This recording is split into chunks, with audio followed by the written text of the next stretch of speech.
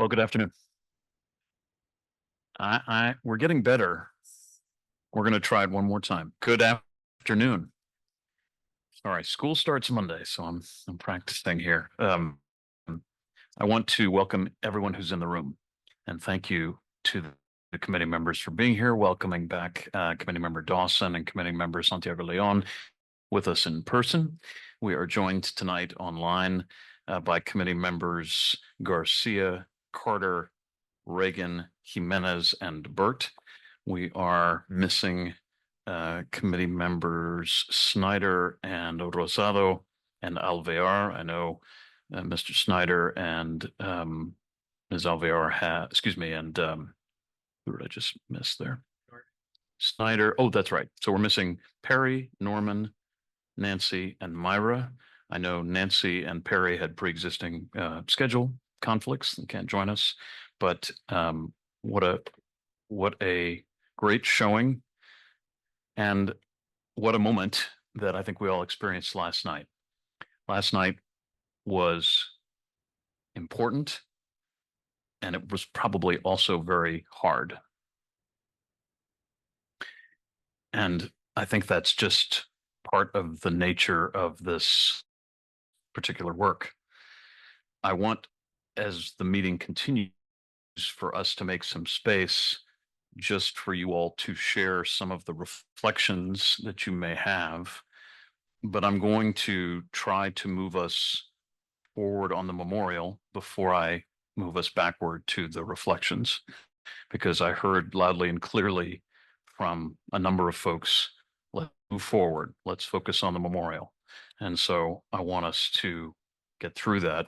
But I also want to thank all of the family members and survivors and other members of the community who either came physically here or who joined via Zoom, both in English and Espanol, to share so vulnerably about their experiences, about their relatives, about one of the 49 angels, about their trauma, and about what will make this the most meaningful memorial possible. The effort that you expended emotionally, that emotional labor, is very, very valuable and appreciated. Let's take a moment, as we always do, to acknowledge the 49 angels. They are listed on our screen, and I just ask us to pause for a moment in memory of their deaths. May all of their memories be for a blessing.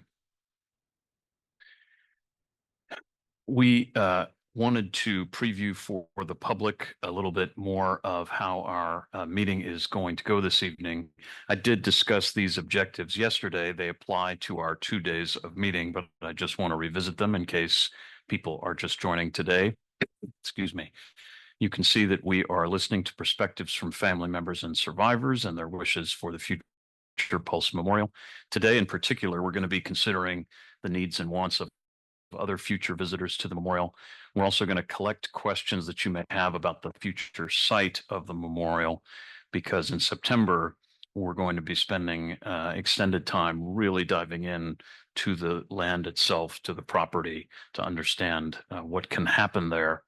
I am going to ask our clerk's office folks to let me know how many people have signed up at the moment for public comment so that I can preview when we might get to public comment in the scope of our meeting.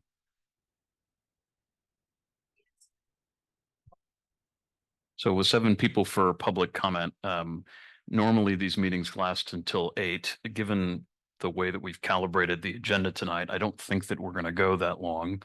And so for those who are listening who want to make public comment, I would suggest to be ready by around 6, maybe 6:15, somewhere in that range. Each person will have the 3 minutes that they get. I also want to remind everyone, including those who may join us externally, that this committee has a set of discussion agreements. They are listed on the screen: open-mindedness, acceptance, curiosity, discovery. And this slide always slows down for me for some reason that I don't quite understand. There it is: sincerity and brevity. And when folks are making public comment, we want everyone to understand how difficult a topic this is, and how sensitive we hope everyone will be as they're making comments, and how important it is that everyone on the committee and everyone participating in the committee's work abide by the discussion agreements. So if there are moments when people are making public comment, when I or my colleague Rafael Montalvo feel that those discussion agreements are being ignored, we will say so. And if we feel that the comment is unrelated to the Pulse Memorial specifically, we will also note that we are here tonight to talk about the Pulse Memorial specifically. So again, for those signed up for public comment, you should expect probably sometime around 6 p.m., might even be earlier. So I would just encourage you to stay connected, and we will get to public comment as soon as I feel we've gotten through our key discussion items for this evening. And for those who may not yet have signed up, I was told that if you still think that you might want to speak, or that you do want to speak and you haven't signed up already, within Zoom, there is a link, it's orlando.gov/public comments, where you would need to go to that link in order to sign up to speak, so that we can be sure we call your name at the appropriate time. So please, if you haven't done that already, do so now for public comment. Again, it's in the chat window on Zoom, orlando.gov/public comments.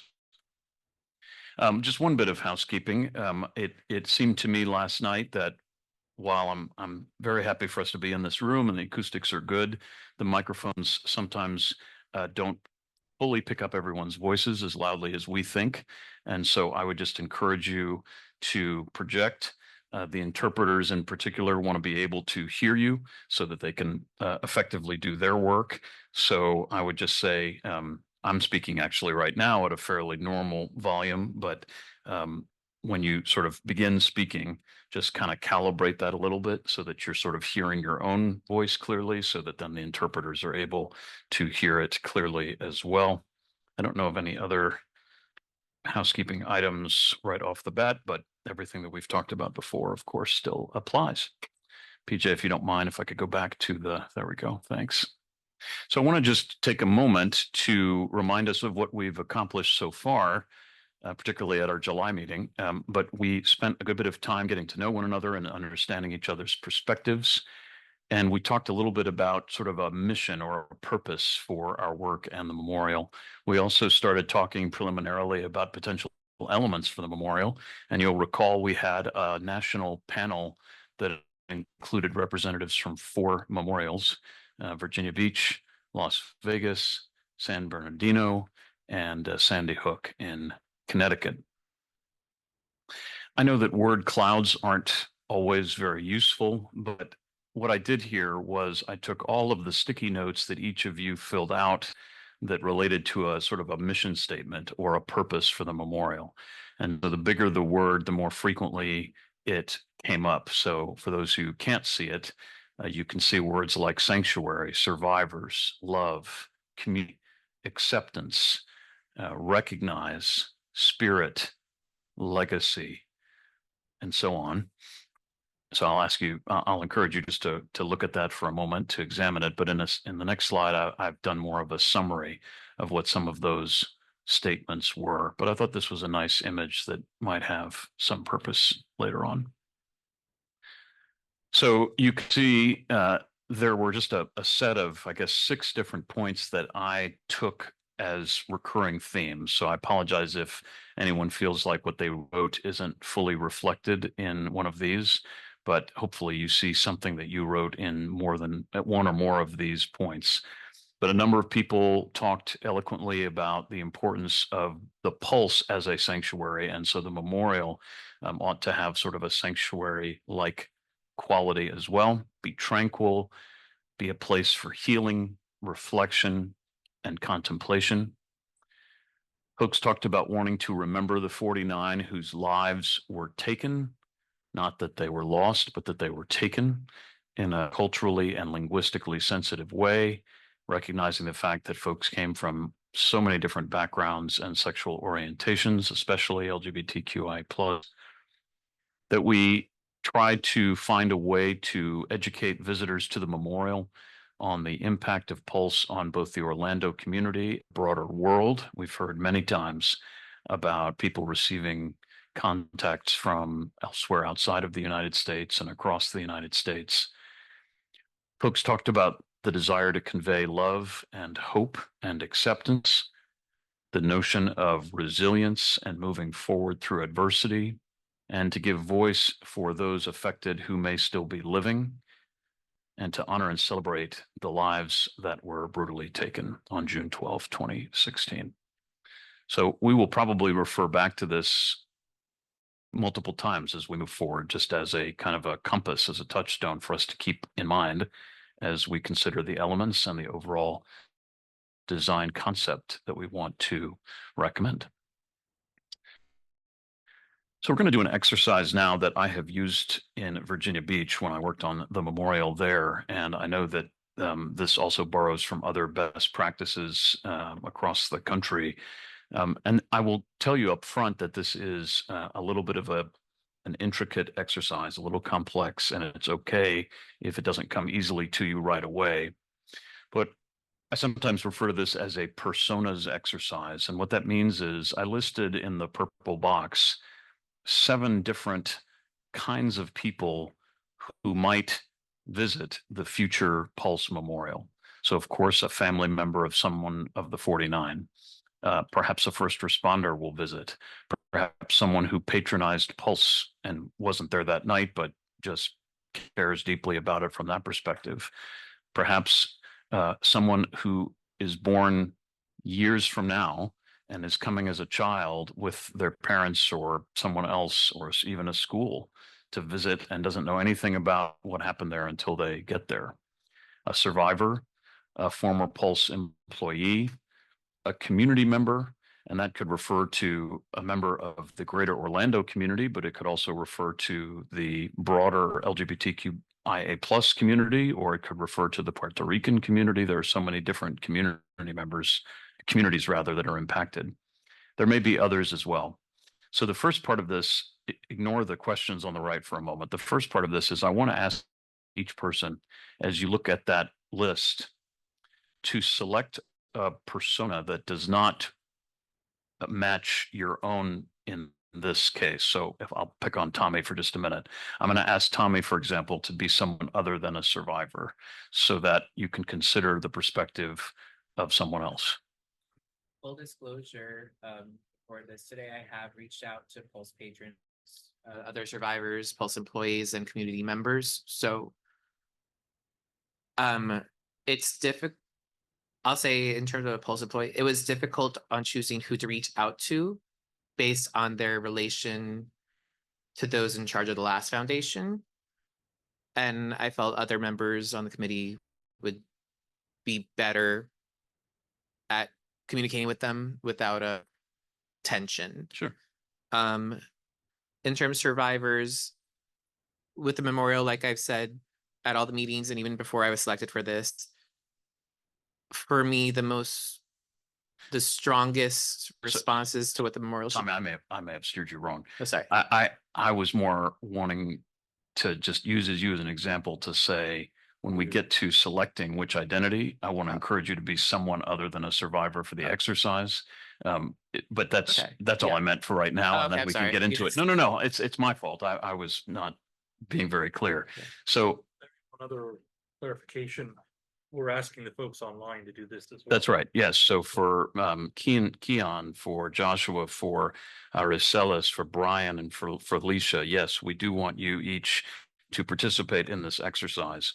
So what I'd like to ask each person is to take about 30 seconds or a minute and think of which of the personas you would like to take on for this exercise. Who would you like to just pretend to be for a moment for this one activity in order to think about the future experience that they will have at the memorial? And my only request is that the persona that you choose not be the actual persona that you already have. It doesn't mean that Kelly has to forget she's an architect, for example, but, try to select, say, Pulse employee, even though you weren't one or something along that line. So I'm not going to force any persona on anybody. And again, I left others as an option because there may be other personas that I didn't consider. But in about 30 seconds, I'm just going to go around to each committee member and ask what persona you'd like to be. And by the way, we can have more than one committee member be a particular persona. That's absolutely fine. So take about half a minute, think about who you'd like to be. And the same goes for our online committee members. And we'll hear your selections in just about half a minute. So I'm gonna start with the folks that are on Zoom tonight and see if Miss Bird, if you can hear me, I'd love to have you come off mute and maybe be on video if you're able.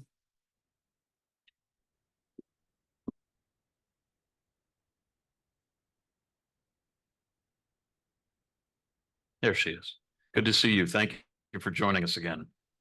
Okay, how are you? Good, thanks. So could you hear the instructions for the exercise?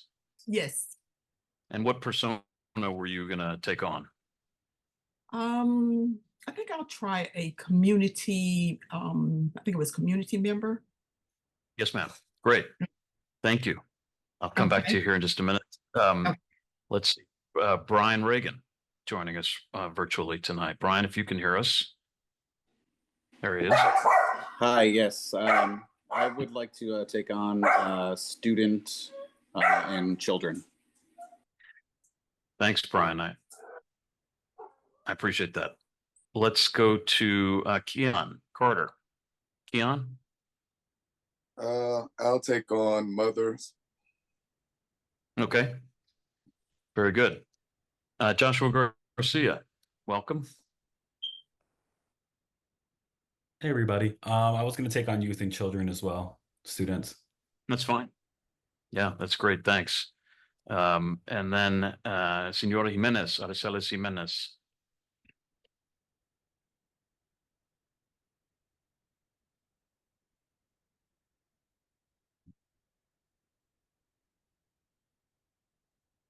There she is. Realmente no pude entender bien la pregunta, pero según he podido captar un poco de lo que ustedes han querido decir, yo creo que me pondría en el lugar de un sobreviviente. Great. That is a great selection. Thank you for that you understood completely. So thank you. Marcelino, who would you like to take on? Maybe PJ, if we could put the slide back up when you have a chance. Yo escojo socorrista. Okay. Very good. Lolly, Student, children. student or child, great. Terrence, Family member. family member. Tommy, Student, child. okay. Brett, I was gonna pick student or child too, but it seems like that's a consensus. I'd like to choose something different. yeah, we've got, Oh. we haven't done patron, I don't think. And I don't think we've done employee. I could go pulse employee, I guess. Pulse employee. Jamie, I chose student. It's okay. who knew that I would have such a popular choice? Great, okay, no problem. Is that Patron and family members. patron or family members, okay? Kelly, Well, I was gonna pick student or teacher, but I think I want to do first responders. first responder. And Carlitos, I would say youth, like children. youth and children. Okay. Well, I'm glad everybody made their selections. So now what I'm going to do is give you a few minutes. You do not have to write anything down if you don't want to, but what's going to happen is once you have time to either write or think or both, I'm going to call on probably I'll call on the people who collectively picked the same role all at the same time. So like all of the children and all of the survivors and so on. And just hear your responses to the questions that we had up on the screen that I think we should probably leave up while you're working. Again, please don't feel compelled to write, beautiful prose.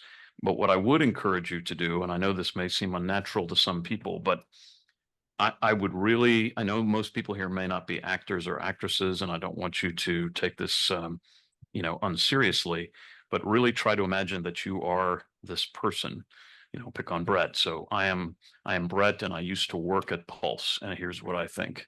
Almost as if you're playing a part just for this short period of time. The hope is that by doing that, you will gain some important insight into the considerations that we all need to have to cater to the people who we know will probably visit this space. So again, after about 5 minutes or so it's 25 after, probably at about 4:30, I'm going to call on each of the personas and ask for you to share responses to these questions. And you also don't need to feel wed to the questions if you'd rather speak about it differently, but the questions are there to give you some guidance if it's helpful for how to think about what we're trying to glean from each of these personas. So I look forward to your reflections here in about 5 minutes. Thank you.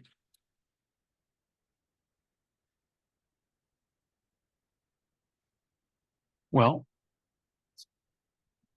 let's start with the families, if that's okay. Who decided they would take on the part of family member? If you could raise your hand or a Zoom hand, let me know. Just Terrence? Well, that is an awesome. Oh, Keon's got his hand up as well, Terrence. You're not alone. Yes. You're not alone. So I'll start with Terrence just because I see you and you are immaculately dressed. But in all seriousness, tell us about yourself and then tell us how these questions sat with you. This was a hard exercise to do.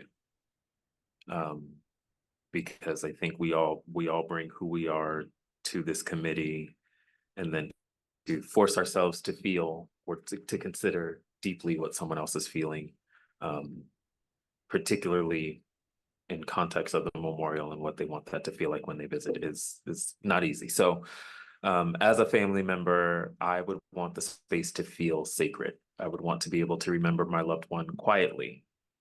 I want others to learn about who they were, what they loved, and how they made the world a better place.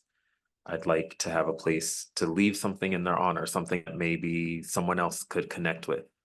I'd also like to be able to interact with other visitors as I choose when I am ready. I really want a space where I can commune with my loved one, and knowing that while the weight of the loss is what guides the memorial, I wanted to emphasize light and love and acceptance. And I did struggle with what I want the memorial to say about our community. But what I came up with was this, that you, those who we lost, are the most sacred or special part of who we are.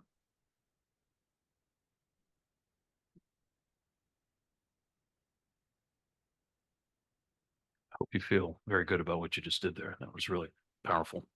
I just want to reflect back that part of what I heard you say was, as a family member, you recognize that this is a shared space and you want to be able to have your own private experience at that space, which I think is very important to consider.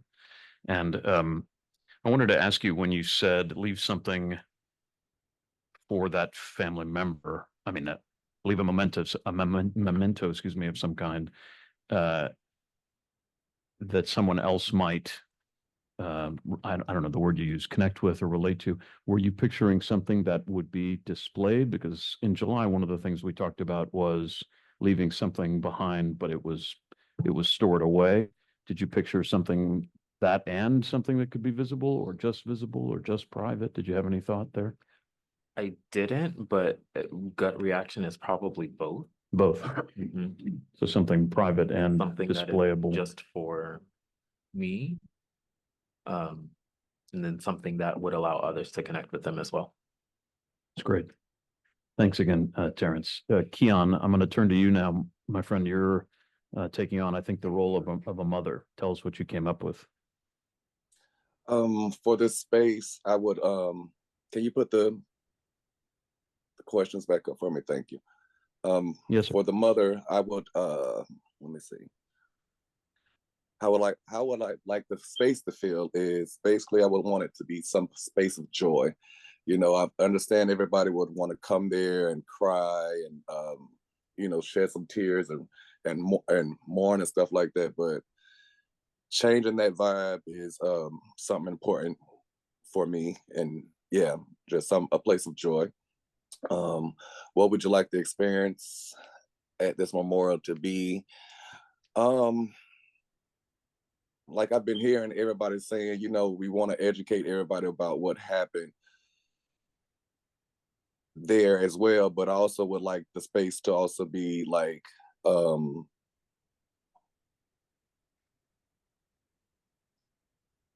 there, yeah, just I'm sorry, experience at the moment.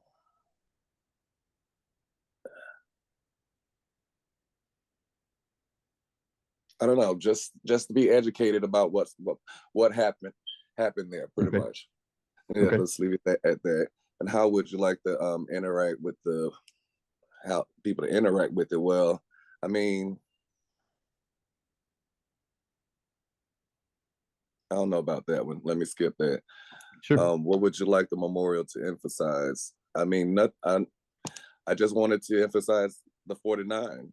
That's all we just need to worry about, really. And Mhm. then what do we want the memorial to say and represent about Orlando? Whew, I'm gonna just leave that alone too, because it's a lot. Sure. But yeah, that's all I have for right now. I appreciate it very much. And you're very much allowed to skip questions that you aren't ready to answer. Before I let you go, or before I move on to the next person, I should say, do you have any thoughts as to how the memorial can invite feelings of joy? I mean, if I'm going back on my proposal, I would, I was proposing that we actually, if not keep the building and redesign it and keep some part of it and have it, be like a little story throughout the building where we can tell what happened here and throughout the building. Like some people mentioned like keep a piece of the wall. People were talking about the floor. One person was talking about a back wall or something with something on it. So, I mean, we can rebuild and keep certain items there, but like just giving Orlando back a safe space, allowing everybody to know that that spot is somewhere, I mean, just where they could come back and be themselves again. Like that's really like a big thing to me. That's a very eloquent way to put it. Be themselves again. Thank you very much, Keon. So let's go to Survivor. I don't remember who said they would be taking on that. Oh, you said families also. Oh, forgive me, my friend. I'm so sorry. Okay, so Cesar, please. Number one, I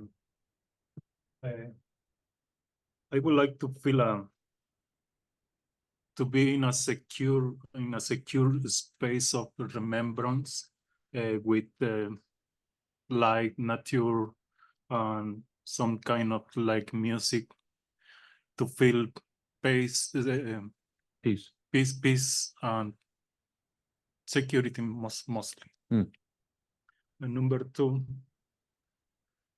is the experience and something to feel. I would like to be a peaceful place, spiritual, quiet, comfortable. And number three, I would like to know a little bit about each of the disease, reading about everyone with screens, pictures, dreams of everyone, to know about the people that used to be in the place and enjoy, have fun. And number four, I would like to see mostly a sign of hope, faith and hope. Faith and hope. Yes. And the last one, I would like to see a variety of people living, representing and encouraging residents to be better and to know about what happened and to try to to educate the people about the risks to be in a place that we don't know or is insecure. Mm. That's it. Those are beautiful words. And I just want to ask you, when you talked about being comfortable, Mhm. when I heard you say that, I was thinking about something like a place to sit or something, but I don't know if that's what you had in mind. Yeah, comfortable, I mean about to be a private place. Private. Private, I mean, not with the noise of the cars and of people outside of, and I say secure space because it's a lot of crazy people that is not supposed to be in a place like that. Yeah. I understand that. Thank you very much. Thank you. Muchas gracias. Did I have any other people taking on I don't think I had any other people that want to take on family as a role. So let me turn back to Survivor. Who were our Survivor personas? Do we have anyone?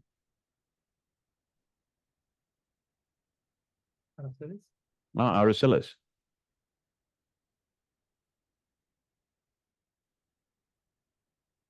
We would love to hear your thoughts about what Survivor would like to experience at the memorial. Sí, realmente, en primer lugar, me gustaría que ese edificio fuera derribado para no recordar ese trauma que se vivió en ese lugar. Y como segunda respuesta, me gustaría sentir paz. También me gustaría ver en ese lugar árboles, que se destaque mucho la naturaleza y que se distinguen en el edificio algo que tenga que ver con agua y muchos árboles. Eso trae paz y armonía. También me gustaría que sea un lugar de reflexión, para que sea de reflexión a Orlando y a todos los que visiten allí. Se pueda destacar la historia de lo que pasó en ese día, para que los que visiten tengan pendiente y presente de lo que en aquel día pasó. Y esas son de las cosas que me gustaría que se destacaran en el monumento, en el memorial, disculpe. Gracias. Beautiful words, and I really appreciate you taking on that perspective. Gracias, Senora. Thank you. I don't think I had any other ones for Survivor. So I will go next to first responder. I know Marcelino was one of our first responder personas. Y escogí socorrista porque yo soy entrenador de entrenadores en CPR, AED y ahora en Active Shooter, aunque ustedes no lo crean. Por todo el estado, yo quisiera que ese espacio conmemorativo sea colorido, que recuerde la alegría que se vivió allí en forma de que no sea arcoíris, que no sean unicornios, que sea algo que recuerde a la comunidad y a las personas que estuvieron allí. ¿Qué me gustaría sentir en ese espacio conmemorativo? Esperanza. ¿Cómo me gustaría interactuar en el monumento? Yo quisiera que fuera accesible.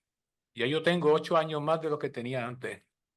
Y quisiera tener algún sitio donde uno pueda sentarse a meditar, a decir, esto no puede volver a pasar nunca en ningún lugar. ¿Qué me gustaría que destaque el monumento? Quisiera que tuviese algo que nos hiciera reflexionar. Puede ser una estatua, puede ser un árbol, puede ser algo que nos centre, nos diga, hay esperanza, la vida va a seguir, pero no vamos a permitir que esto vuelva a pasar nunca más. ¿Qué me gustaría destacar sobre Orlando? Aunque usted no lo crea, yo viajo todo el estado. Orlando es un lugar donde hay unidad. Orlando es un lugar seguro, especialmente para la comunidad LGBTQ+. Todavía recuerdo cuando nos reunimos miles de personas en Lake Eola y parecía que iba a llover y salió un arcoíris de yo no sé dónde, y yo tengo los retratos. Eso me enseñó a mí la calidad humana que aquí hay en Orlando, y eso también tiene que celebrarse, que tenemos una ciudad donde no importa quién tú seas ni el idioma que tú hables, si necesita, la comunidad está allí.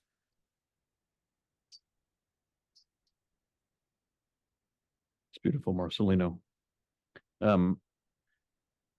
I want to ask you just briefly, I beg your pardon.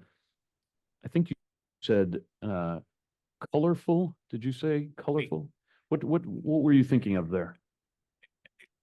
Colores, textura, cristal, no necesariamente el arcoíris que nosotros todos conocemos. Lo primero que te dicen cuando hablamos de la comunidad LGBT es ponle un arcoíris. Y hay otras representaciones que incluyen a toda la comunidad que se pueden utilizar.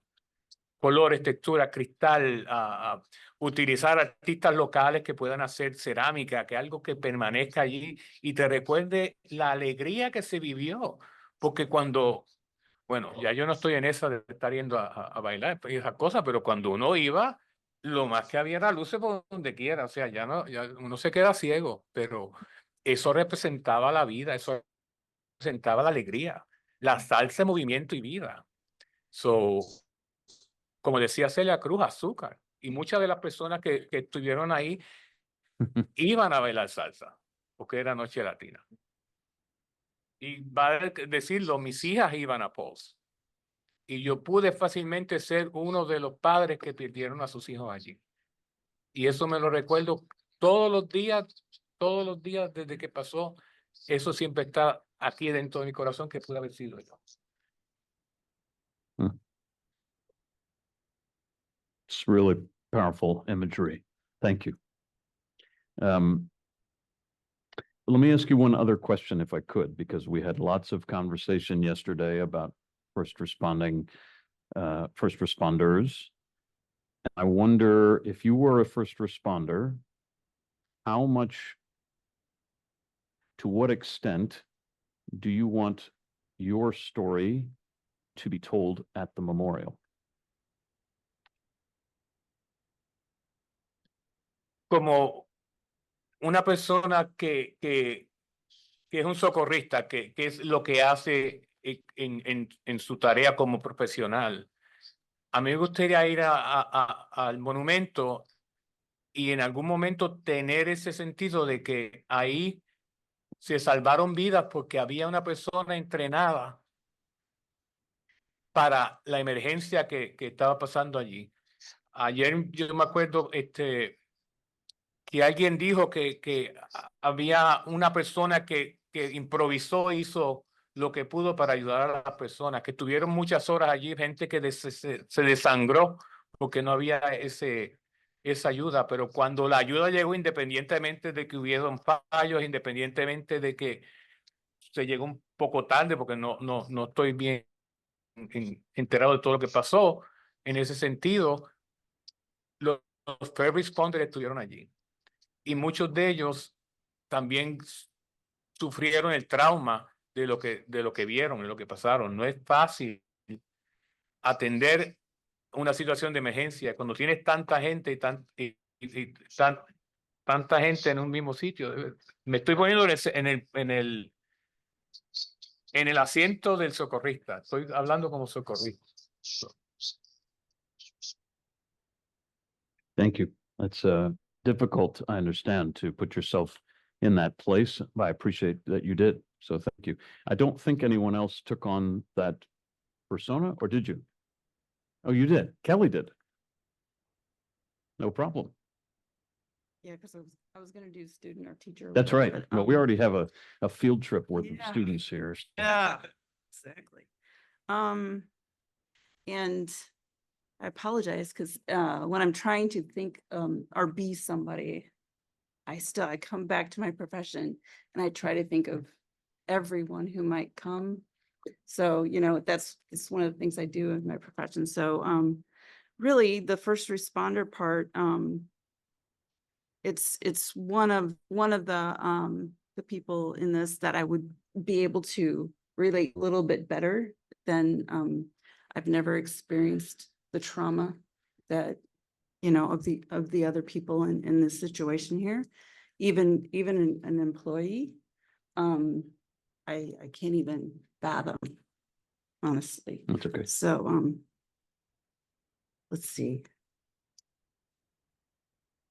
How would I like it to feel? And this kind of goes for probably anyone going there. Something that is welcoming, like something that you want to approach. Like if you have some kind of apprehension about it to begin with, if it's interesting and welcoming, that would be helpful. The experience kind of slow, soft, simple, like maybe meandering, because I was thinking places and spaces that you can pause, you know, like having a little bit of time, just to kind of sit with yourself, sit with your thoughts, with your family, or, you know, whoever it may be. I'm still getting out of the whole first responder thing, but if it was a person that was there, they would want to feel, you know, that safety, that moment of being quiet. How would you like to interact? Besides the meandering and the pausing, kind of interact through technology. I know that there will be some information that could be put throughout the space, but if you want to find out more, like we have talked before, like QR codes, and then you could, like, something you're interested in knowing, you could look it up and see it on your phone or your device. Yes. Let's see. Emphasize the community of people that gathered there, how they enjoyed it. I don't know how to bring that out.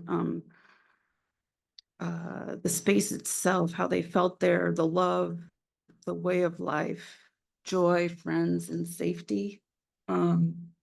That seems to be a recurring theme, you know. Well, I mean, obviously, when you go somewhere that you know you're going to be with friends and you feel comfortable, that's something that can't be taken away. It needs to really come out through this memorial. And I really, the last one was hard for me as well, and about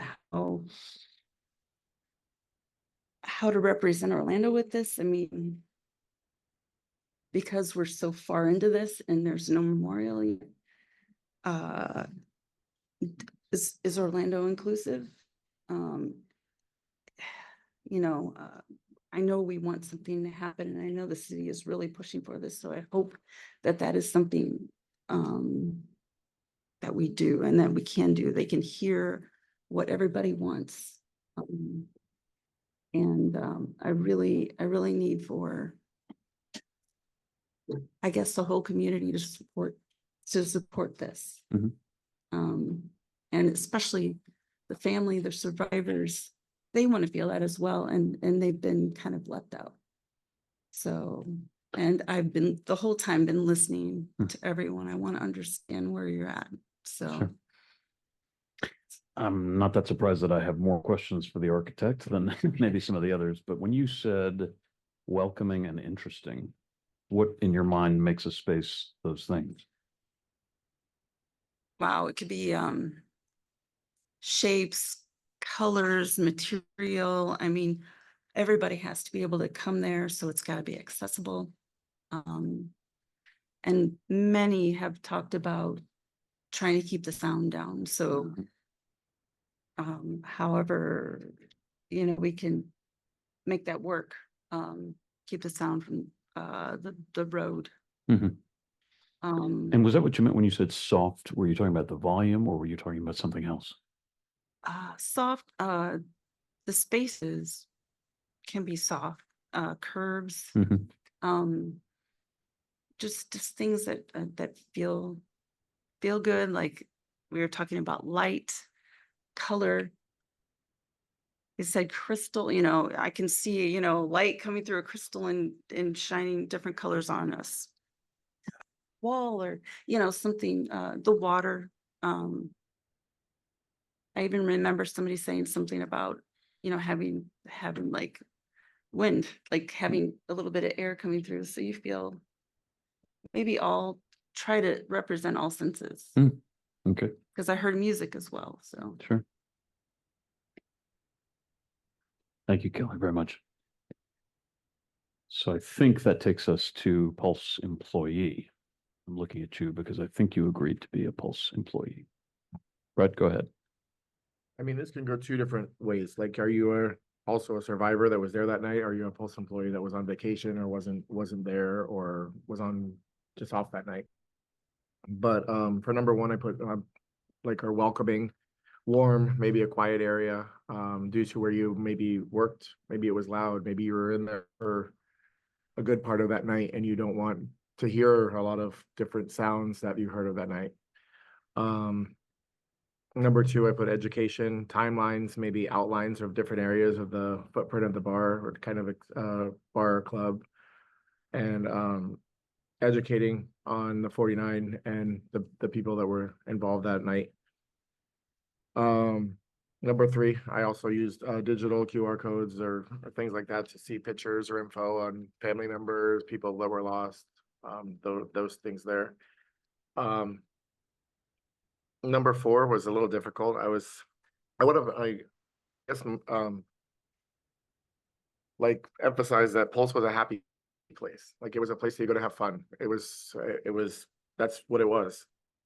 You could take anybody there. It was glamorous. Like you could bring your mom there, you can bring whoever there. It wasn't like the Parliament House where you can take home a STD. But it was very, very that.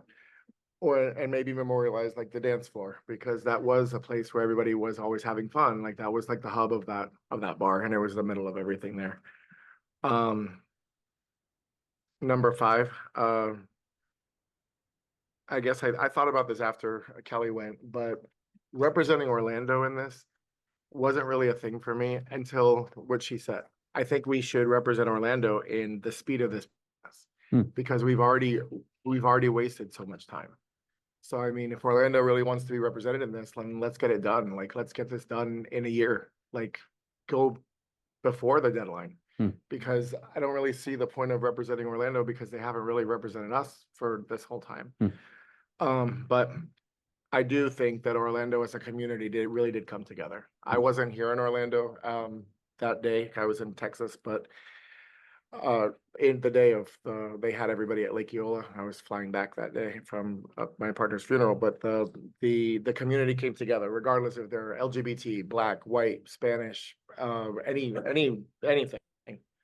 And despite how much it hurt and everything to go through all that, Orlando was resilient and came back from what happened. But the speed is the big thing. Yes, I got that. And the opinions expressed at Parliament House do not necessarily reflect those of the city of Orlando or any of the other committee members. Yes, we don't. Something because I've been talking with many family members, and some of them they say that this used to be a very, very happy place. We want to listen the music, the salsa, and I've been in places like that. In the outside, you listen, dancing music, but when you are getting inside, it's very peaceful place, and you can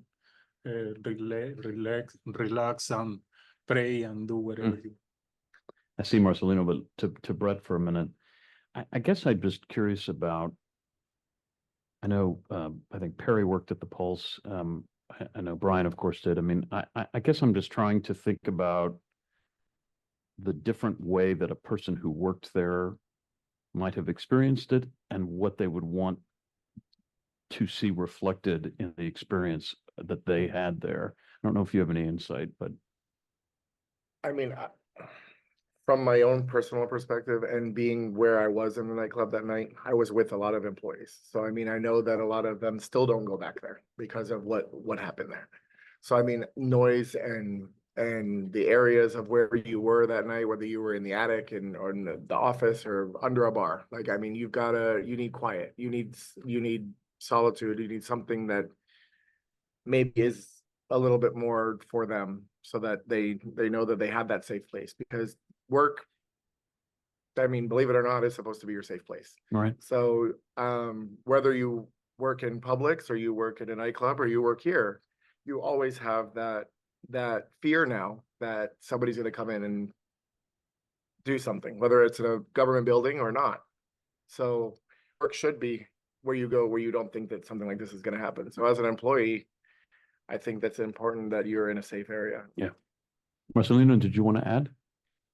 Sí, yo quería añadir que debe ser un lugar donde la prioridad sea que se pueda sostener, que pueda ser algo ecológicamente friendly. Por ejemplo, cuando yo me mudé aquí a la Florida hace más de 17 años, pues uno de mis hobbies es caminar y buscar markers y monumentos, y están todos abandonados y feos. Y debes tomarse en consideración el mantenimiento de lo que se va a crear, que pueda ser algo que se pueda mantener, que no sea ahora está brillando y ya en 20 años se olvidó el monumento a Post, y lo que hay ahí está, el árbol que se sembró está con las ramas por donde quiera y la hierba que se sembró está en la calle. So, algo que sea eco-friendly, que se pueda sostener y que esté dentro del budget, porque hay que mantenerlo. That's important, and as Kelly said, the QR codes, I think that will be a great idea for people that is coming on the place they can afford, donate something for the maintenance and everything else. And who knows, my children's children may think QR codes are like, forget it. My glasses need to have the whole thing. I can just say, please show me whatever. It is interesting how, if you see the movie Back to the Future, it's set in 2015, and a lot of the things that they predicted have actually come to be, FaceTime, things like that. So, Brett, thank you very much. Did we have any other Pulse employees? Anybody you noted? I don't think we do. Yeah, Kiana, I just want to make sure you're not waiting to speak, my friend. I see your hand, but I figured it was from before. So I'll assume that unless you tell me otherwise. There we go. Yeah, it was Okay. from before. I'm sorry. Thank you, sir. Okay, let's turn to Pulse Patron. Who do we have?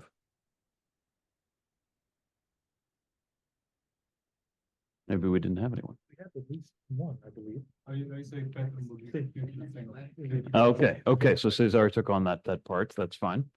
Let's turn then to community. I think Ms. Burt may have been one of our community members. I could be mistaken. Yes, I did select community member. As a Yes, ma'am. community member, I feel like as speaking for somebody in the community, for Orlando, our community has forever been marked by this tragedy.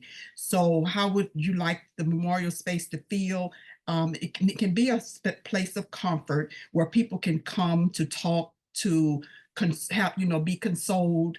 I know for when my DJ was there, we was there celebrating his graduation, and he just wanted to go dancing. So a place that I heard several people say, have a place where, if they want to go dance, still provide that aspect. Because that's what, in that community, that was, I don't know, have never been there, but that was what it was for, a place where people could go to dance. What would we like to experience at the memorial? To be a place of peace, I know my son is at peace now, and when people come to visit, let them be at peace. Let them be able to come and just, and maybe like somebody suggested, have the room where if they want to go there and just sit and get in touch with themselves, get in touch with their loved one. Educate to educate people on the LGBT community, educate them on, let them know it's okay to be different. You know, we're all different. You know, so people, and to me, the monster that came here and did all of this, it was something different about the people. So that's, I guess, why he did it. Nobody will ever know the answers to that question. So education, we definitely have to educate. How to interact with the memorial, to look at the pictures, get to know some of the other angels, because you know, I know, not being from that area, I've met a lot of people, you know, since we've been a part of this this tragedy. So get to know some of the other people, because I mean, you know, although when we come down, you know, whenever we get to come, I met some people, but not everybody. How to interact with the memorial. Oh, I think I said that. Get to know some of the other angels. What would you like the memorial to emphasize? Who the people were that lost their lives. It's okay. And again, I said, oh, it's okay to be different. And the last one, what do you want the memorial to say or represent about Orlando? Orlando is, I wanted to say, Orlando is not a bad place. It's just something bad happened in Orlando. So, you know, give Orlando, it's because, I mean, you know, like I said, we were there celebrating anyway. So give Orlando back its life, you know, because it feel like a part of Orlando has been taken away from it. So we give Orlando back some of its life. So Orlando's not the bad place. It was just a bad person that was there. Really appreciate that, but I appreciate you taking on a persona that is a little bit, you know, more removed from your experience. And I just was going to ask you a question. Maybe I'm projecting here, but when I think about a community member, I sometimes think about a community space. And I was just wondering if you had any thoughts about the extent to which the memorial should allow for a group of people to be together, meaning we've talked a lot about private spaces and quiet. And I wonder if you were thinking about this as a community member, would you want there to be a way for, you know, a community of people to be there for something, whether it's the commemoration or something unrelated to that? Yes, I would, because to me, you know, as a community member, if it was, you know, in Orlando is a place where people come to go to Disney, to go to a lot of different places. It's a place where people go to vacation. So as a community member, you know, that was a place where people went to anyway to come have fun. So why take away, okay, because something bad's happened there, you know, you still want to bring that as somebody that live in that community, looking at it, even in the sense of, and I don't want to go there, but in order to answer your question, it's kind of hard to answer that question, and because I kind of feel some kind of way, you know, as a actually family member as well, but still, yeah, you can't just rob that community of, you know, its opportunity to continue to bring people in there at the same time. So you gotta look at it from both sides of it, of the tragedy. Sure. Because before this, that nightclub produced a lot of money, tax dollars, I'm sure, for the community. So because this happened, does Orlando get robbed of that opportunity? Should Orlando be robbed of that opportunity?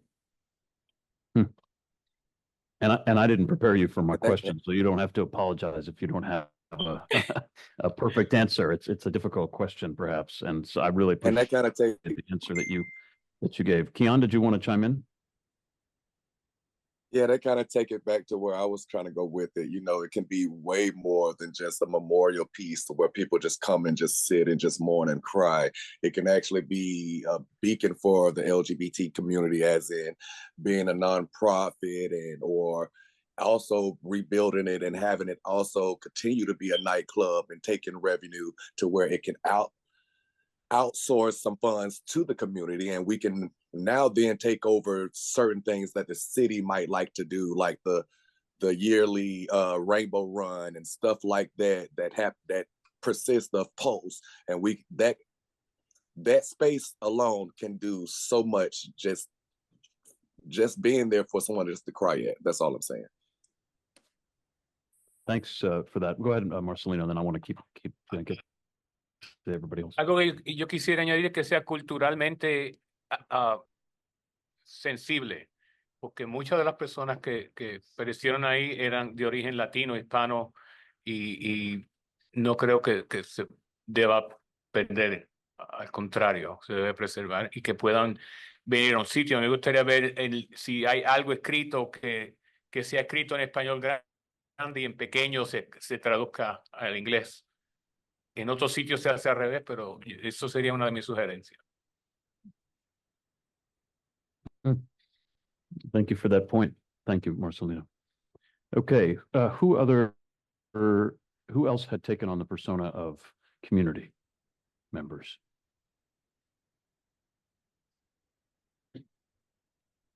Nobody else. That's okay. I'm about to greet the school bus here with all of the children. I know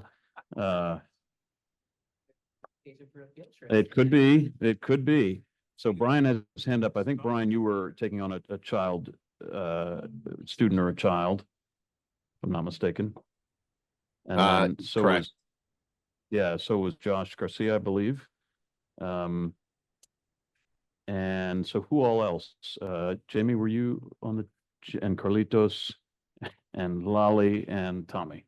So we really do have a whole classroom here. So Brian, I'll start with you just because I see you, my friend. Share your thoughts and then we'll get to everybody. Yeah, no, thank you. I chose student because I guess I have the uniqueness that I fall into a lot of the other categories. I have been a community member for over 20 years. For many years, almost all the years that Pulse was open, I was a patron, was an employee. And, you know, we considered a lot of people there that night to be our family when a lot of us didn't have family locally. And now I fall into the survivor category. So I thought I would try to remove myself from those and look at it from a student perspective. And when I look at that, I think that I would want it to be a welcoming space. I want to know what happened. I want to learn about who they were. I want to be able to reflect. And I really want to know how I can help those that are still affected. And I want to leave the space with knowledge to be able to share the story with others around me.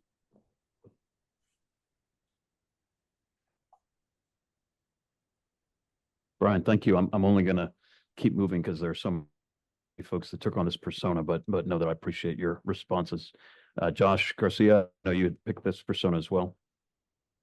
Yes, I wrote mine out just because as a 12-year-old thinking like that space, I think the Pulse Memorial should be a place that I can learn and feel safe. It should be calm and full of hope and love. So people can think about what happened and remember 49 and everyone affected.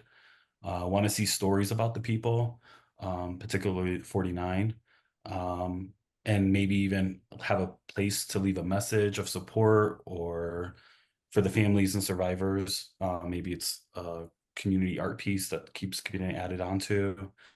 The memorial should also help us understand how important it is to accept everyone. It should be good if there are things that I could learn more about what happened. Maybe videos, something interactive. I know QR codes have been mentioned several times. So I can take the lessons from Pulse and use them to make the world a better place. Maybe there's lessons on allyship for the LGBTQI community. I know that there's a 49 kindness challenge, maybe, from each family member giving an act of kindness and challenging us as youth to go out into the world and do good. Yeah. Thanks, Josh, very much. Jamie, you want to go next? As a student, child, I'll just run through my notes instead of reading every single question. Why and how did this happen? What actions have been made to prevent this from happening later on, and what can we do to prevent them? As for interacting with the memorial, I would definitely want to get to know the angels survivors if they are included as well. But definitely there needs to be a space for the angels. I think that should be a separate area, quiet area, as everybody keeps mentioning.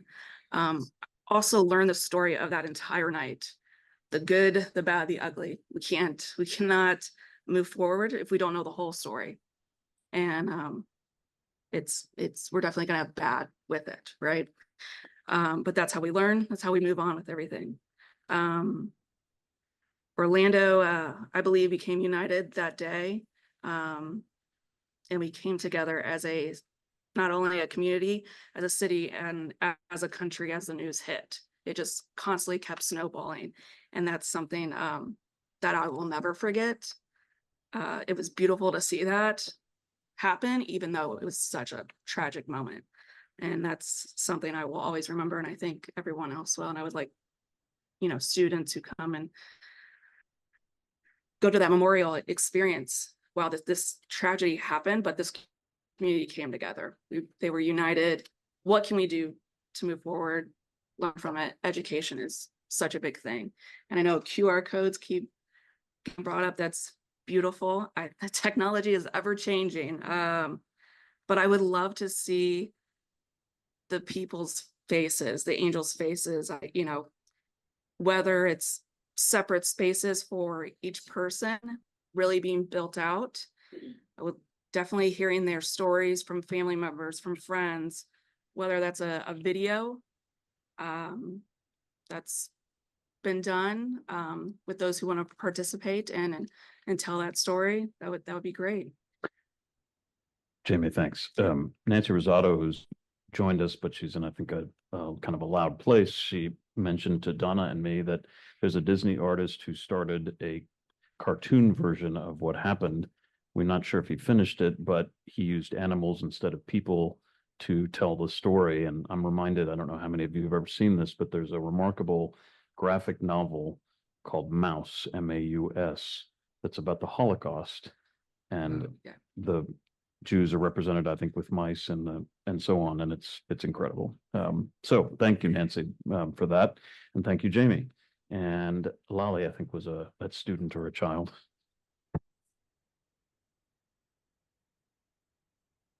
So I'm gonna kind of basically everyone's kind of said the same things that I'm about to say. That I agree.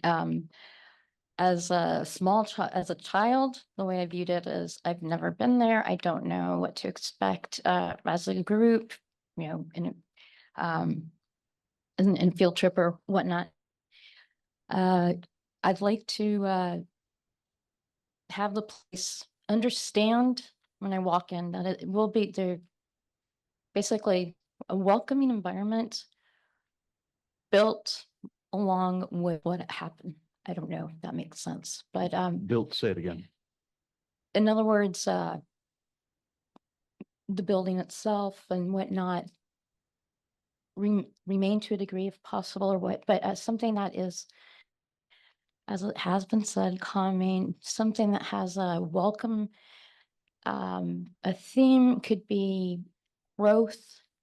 So as you go through this, you will learn about what happened, and again, the good, the bad, the ugly, things that are considered that again, there is hope from this. We rise, and kind of view it as a tree, which somewhat incorporates, I'm kind of going back and forth, but incorporating elements of nature alongside with so that it just it kind of brings a sense of serenity as well as a sense of, well, with hope. The tree itself, symbolic.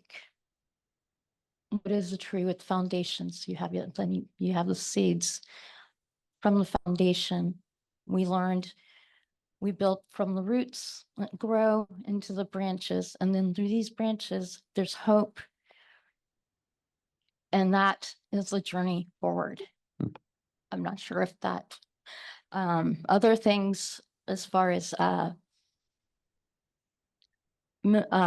emphasis would definitely be never, why, as a child, why did this happen, or understand what happened, have and provide the opportunity to learn through various different learning resources, different types of learning, intellectual abilities. Also, sorry, this is a little harder, but know that it's hard for them, children need to understand that it's okay to be different, and the future and community, it's okay to be different. And I think one of the things coming out of it as a kid is, wow, look what's happened, look what happened, but what can I do to make a difference? And what resources would be available? And I've learned about these individuals. I would like, perhaps more discourse and technology as an aspect. And as you said earlier, with color. So yes, out of the darkness, we would see, the blossom, and it would continue and include sculpture, outsider art, different materials, repurposed. And for the community, I think it kind of would speak for itself, how it would represent. What I would want it to say is, there was unity. Sometimes that's not going to happen. And, but look what we have learned here, and we can continue with that. And that includes others that, and it was said, esperanza, hope. My Thanks. grandmother's name. So Thank you very thank much. you. Thanks, Lolly. Carlitos. ¿Cómo están?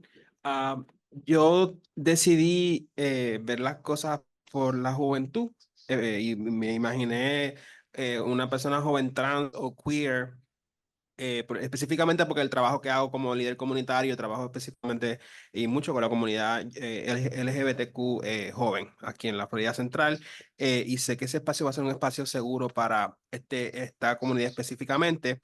Pensando en la juventud hoy día sabemos que le gusta mucho la interacción tecnológica, so me imaginé algún tipo de experiencia donde se pueda incorporar, ya sea QR code, como se ha mencionado, o algún tipo de pantalla, algún tipo de experiencia donde los jóvenes puedan utilizar su teléfono tal vez para escuchar la historia de las personas que han fallecido. Yo tuve la oportunidad de estar en Washington hace como 3 meses, y en la Casa Blanca, no me había dado cuenta, hay como una especie de monumento donde tiene un botón y tú le das al botón y automáticamente tiene una bocina y te da la historia de lo que está ocurriendo, que no sé, pensé de momento que tal vez sería una opción para que algunas áreas las personas también y puedan interactuar directamente con el monumento, y que el monumento automáticamente les pueda dar algún tipo de referencia, ya sea de la historia, de la vida de los 49 fallecidos o otra información. También pensé en una app. Los jóvenes hoy día les gustan mucho las aplicaciones, o tal vez una app donde ellos puedan tener un mapa donde vean los diferentes componentes del monumento y puedan saber un poquito más de historia. Yo personalmente, cuando yo voy a los monumentos, o a los museos donde sea, me gusta saber el artista que lo creó y conocer más del background de lo que es esa pieza, ¿verdad? Eso sería bueno tal vez en ese mapa o en esa aplicación o lo que sea, tener un poquito más información para los jóvenes específicamente de qué es esta pieza, qué simboliza, quién la creó, etcétera.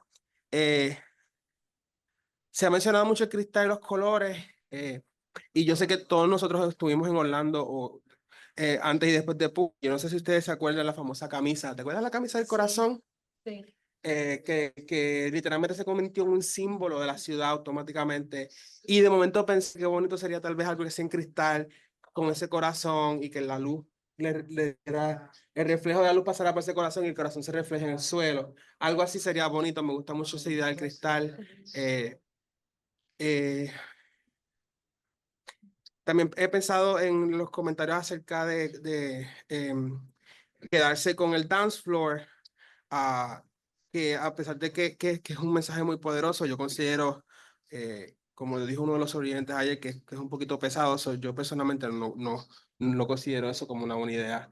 Es mi humilde opinión, especialmente porque ese edificio es bien triggering para las familias de los sobrevivientes, personas que aún tienen problemas. Lo último es que sería bueno incorporar también, pensando nuevamente en la comunidad joven queer trans, que ese monumento también en algún momento tenga algún tipo de referencia, tal vez una persona que tenga problemas de salud mental, que pueda estar conectarlos con recursos de salud mental, o que pueda llamar a, por ejemplo, a Suicide Line, porque la realidad de las cosas es que la juventud LGBTQ, especialmente la gente que recientemente sale del closet, pasa por muchas dificultades mentales y emocionales, y no sabemos qué mentalidad tenga esta persona cuando llega al edificio.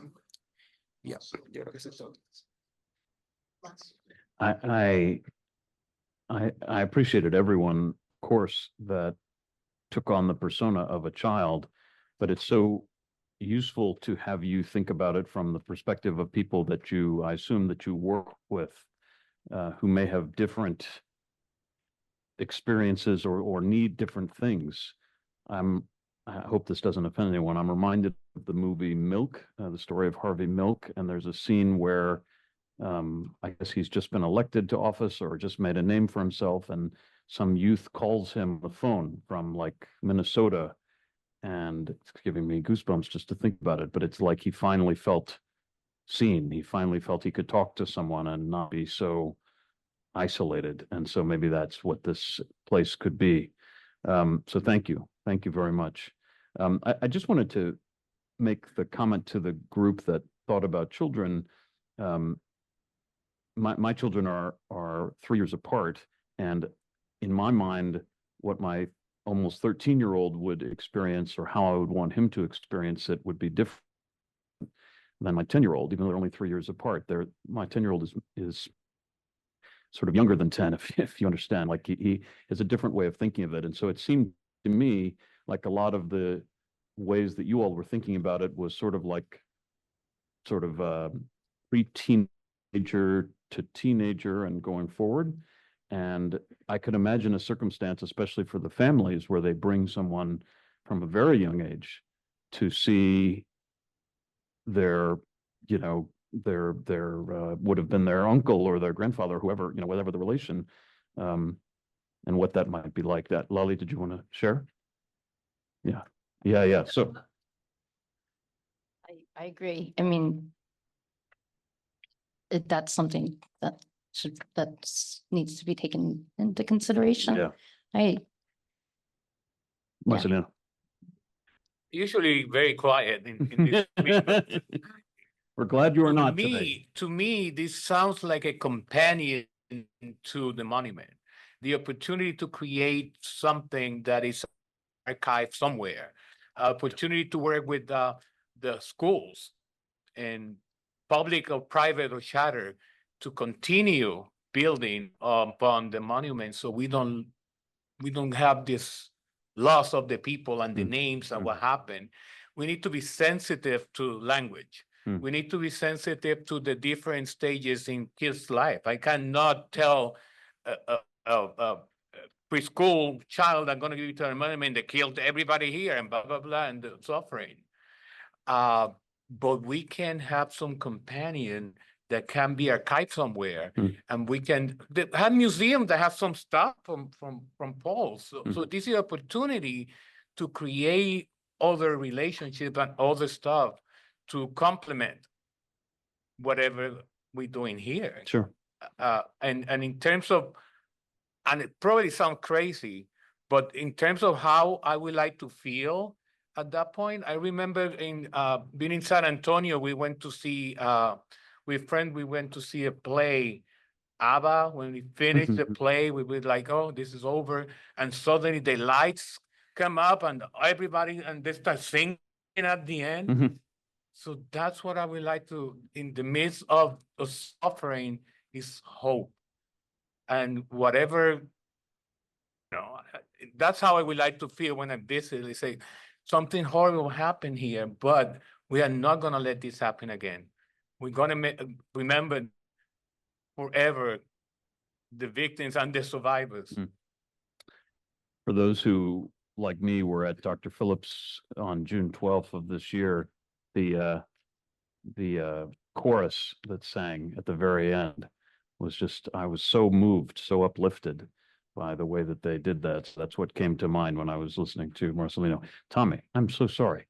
I did not mean to skip you. You were, I think, doing a student or a child. Please, Tommy. I was kind of similar to Reagan in terms of like I fit into like 5 categories, even though not officially Pulse employee, I was third party. And I felt with the student child, it would be the most challenging to come across that perception. So I kind of channeled myself from like late elementary to early high school. In terms of the feel, I was like, the words I wrote down were safe, respectful, and a calm beauty of life, but remaining tasteful. Like, I'm trying to look at it from a child, but like, coming of the dance floor, like, I know it's not their grades, but to me, like, if there's like a dance floor there for people to dance again, like, I agree with the sentiment, but it also can come across as tasteless and insulting. But it's just again, yeah. But also in terms of a student, like I do look at it more where there is education there in the same aspect of like the Diary of Anne Frank. Because some survivors, at least in my mindset from an old middle school to older high school, some of the survivors, some of the 49 were not that much older than some students that would come visit. So, and like, that's the experience I would hope they get. And I would hope they get like a snippet of what Pulse was prior to the atrocity that happened. And then the follow-up would be like the interactivity, which I know everyone's mentioning QR codes. I agree. I'm also thinking of in the future, like whatever technology we have in the future that is user-friendly and adaptable and good with giving information, we should utilize. And we should get we should get like a mini bio of each 49 or so.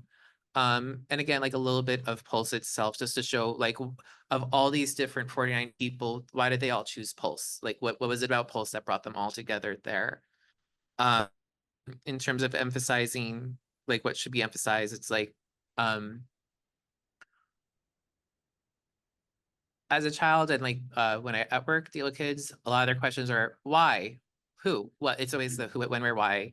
So I think that needs to be emphasized in terms of education to a point, because I know we all say education, like to be there, like I don't want it to be full on museum of information given there, but it should give a good amount of information to educate to the point where they have understanding and empathy of what happened that night.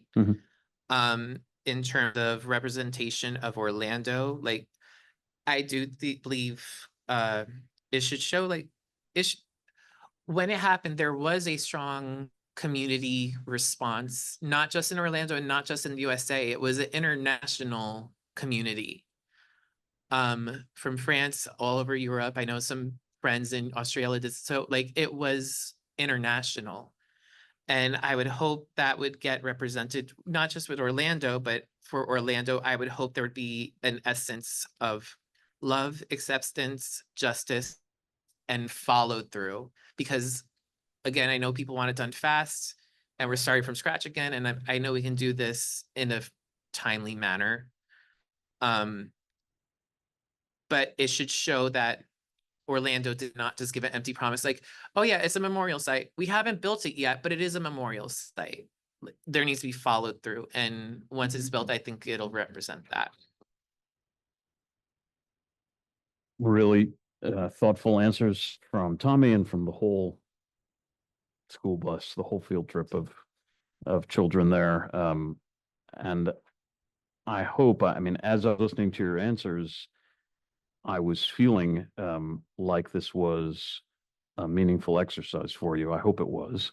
I know that also I'm thinking about one of the things Felicia was saying, you know, you could have been listening to someone describe your own persona and maybe thought, oh, I didn't think of that, or, oh, that's different than what I would have said. Maybe another family member feels that way or another survivor.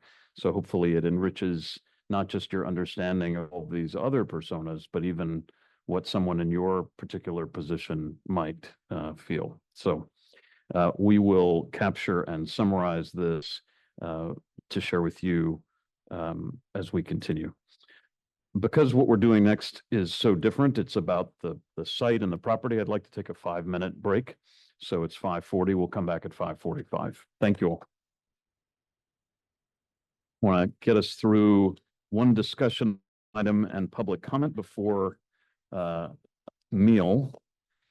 And I think that we may end up being able to complete our work for tonight as dinner arrives. I'm not going to rush us, of course, but I think that we may get to public comment here in about 15 minutes or so. And then based on what I was told about the number of folks signed up, we may need about a half hour or so for that. And then I think dinner may arrive and we can sort of adjourn and eat perhaps in the same moment. The other item that I wanted us to get to tonight is labeled on the agenda as discussion of pulse site considerations. And so everybody has at their table the map developed by the city of the Pulse site that's going to be where the future memorial will sit there at the northwest corner of South Orange Avenue and West Esther Street. There are some other parcels there, but we're really focused on thinking about the parcel there at the corner. So this part of the meeting, what we're trying to accomplish here is to sort of collect the pieces of information that you would like to have, the questions that you have about the property, that city staff can then research and collect. What we're anticipating is that in September, part of our meeting in September will sort of be like a digital virtual tour of the site. So the staff is working on using a drone camera that would sort of, you know, hover over the site and kind of take us through it. We can't, it's very complicated for us to meet as a committee and walk through the site because then it becomes a public meeting and we have to, you know, arrange all of that. So what we're attempting to do is either have you all visit the site between now and then just as you like by yourself. We're going to try to arrange for appointments to be made, one committee member and a member of the city's staff, just because there are city staff people who understand that site in ways that some of us wouldn't understand it. And so one way or the other, we'd like to encourage you as an individual to go to the site. Of course, two of you are there, we get into sunshine law problems, so please to go just one committee member at a time, but either to go by yourself or to go with a staff member to check it out. And then again, when we come in September, we would have that sort of digital tour guided by the staff that have some expertise. But in anticipation of that, we'd like to know what are the questions that you have about the property that they could be thinking about so that in September, they can be prepared to present to you all of the information that you would need to then be thinking more concretely about how to make our various wishes come true on the actual site itself. So Tommy's got his card up. We'll go ahead there. And this is really just, you know, share what you're looking to know, and then we're going to be capturing it and then coming back in September with as much information as we can. So I was curious about that back section of Pulse, like where in past years, that's where the year mark was, like with seats and people giving speeches in memoriam. And I was curious if that was included, but driving by last week, it looks like it's a parking lot now, so I'm assuming it's not part of it.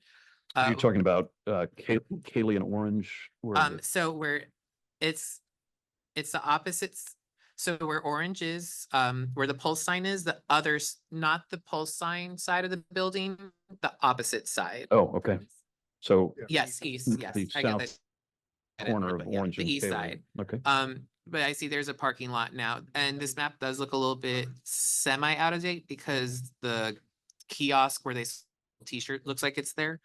But also in that overhead, the yellow outline, it's not including that walkway to walk around the east side of Pulse before you get to the parking lot side. So I was curious if that is part of it, or if the or if not. Okay.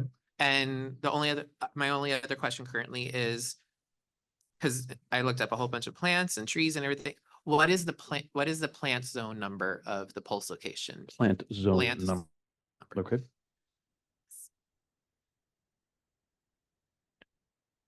Nine? 9B. Okay, Boy, am thank I you. learning things that I never thought I would. I- Even Nancy knows it's 9. Gosh. Okay. I'm learning. Brad Rodriguez. Same thing, the parking, the lot behind. If we're gonna get a budget or anything like that for that during that time. You're talking when these people visit this with the city, this is an exterior only visit, right? Okay. That's right. Although it's helpful that you brought that up, because when you mention external only, you know, I know that there's plenty of talk, of course, about the building, you know, coming down, perhaps the building staying. Right. I think that the city, prior to any sort of demolition, if there were to be one, would want to give people an opportunity to go inside. That's not, everybody can go in at any time. It would have to be very carefully managed.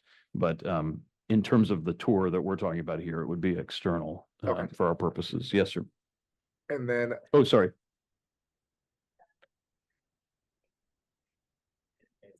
Heavens. 10A for the plant zone. This just in. Climate change. Yeah, I believe you. We needed that information. Okay, Brett, sorry. And then if there's a survey that we can see like where everything is on that, maybe the survey could be, well, a lot of people ask for that stuff there. A land survey. Yeah. Yeah. And then as far as like, if this was to be built, is there going to be anything in a budget to provide staffing or anything for like upkeep or anything like that as well? Staffing, security, upkeep. Okay, That's all I got. Carlitos. Yo quisiera que tal vez nos proporcionara a nosotros ese landscape ya sea digital, pero sin nada, para más o menos tener una idea, porque yo las veces que he ido veo el espacio bastante pequeño. So, para tener una idea más o menos de qué poner o qué crear, sería bueno que ustedes también nos proveyeran como una perspectiva visual del espacio, pero sin nada, con solamente grama para empezar a desarrollar la idea. So in other words, like an image of it, but blank without what's on the property right now. Yeah. Yeah, you know how like architects they do this like mock-up of like reality and something like that. Usually that we can see a space but without nothing. Okay, I understand the question. We'll blank canvas. see what we can do. A blank canvas, yes. Okay. Tommy. That's why I have questions. Something else, because I was just thinking too, with the building, would the plumbing or any power lines underneath be a hindrance for anything? And also, are we expecting to have restrooms, like a small restroom or so at the memorial? Okay. We can only go to Dunkin' Donuts so many times, so that's why I ask. Other question, I'm sorry, I should be looking also to our committee members who are online. I don't see any hands raised or unmutes, but let me know if you all, Senora Jimenez, Felicia, Brian, Josh, Nancy, if you all have any questions, certainly you can ask yours as well. Others?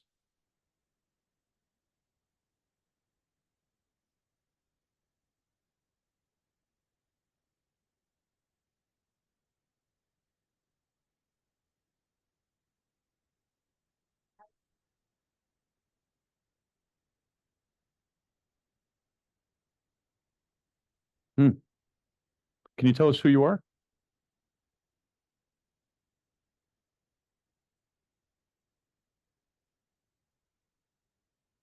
Yeah, so Sharon, I don't know, maybe join us here at the table, would you? Because nobody but us can hear you, and we want the rest of the committee to hear you. Normally, I wouldn't have someone random come up, but it sounds like you have very relevant information here, Dr. Raji. Hi, I'm Shirin Rauji. I'm a retired dentist from, I used to own a practice right on Orange Avenue, close to Pulse. And had many patients from there. So that's why I'm passionate about it. Couple of years ago, we started, I used to own a building there that was a dental practice there. And we worked with the city, and now we have a 5-story parking garage and a 3-story building right on Orange Avenue. It's still under construction, almost done. And we are familiar with the demands that are needed when there's events for the Pulse Memorial that comes up every so often. And we had at that time told the city that we would be willing to help out with the parking. Even though we'll have tenants in the building, we will try and help, during the events with the parking. And so that way, it also helps the community. It's very kind of you. And I, as I say, I normally wouldn't just call someone up to speak outside of public comment, but Dr. Raji, I think what you shared is very helpful to us to know. I'm sure we'll follow up with you to get some additional information, but thank you. Okay. Thank you very And much. it's just a block away from the memorial. Yeah, the tire place. Right next to Tire Place. Yeah, I guess you guys are all familiar with Yeah. it. So, Thank you very much, Dr. Raji. That's very nice. Senora Jimenez. Sí, mi pregunta va respecto al edificio de Paul. Yo quería saber si ustedes se han investigado cómo está el estado jurídico del inmueble, porque eso es muy importante saber si hay un estado jurídico ya que se pueda trabajar, porque estamos hablando del memorial y cómo se va a hacer, cómo queremos que se haga y todo eso, pero realmente tenemos que ver cómo está el estado jurídico del edificio. Me gustaría saber esa respuesta. That is a very important question about the legal situation of the building. We have staff that are working to provide that, and we will have that for you in September, but I have made a note and we will be sure to give you that information. I should say also that if we are able to, we will provide information sooner than September if possible, but we want the public, of course, transparently to have the same information that you all have. So at any rate, Senora, thank you. We will get that information to you very soon, if not by September, the September meeting.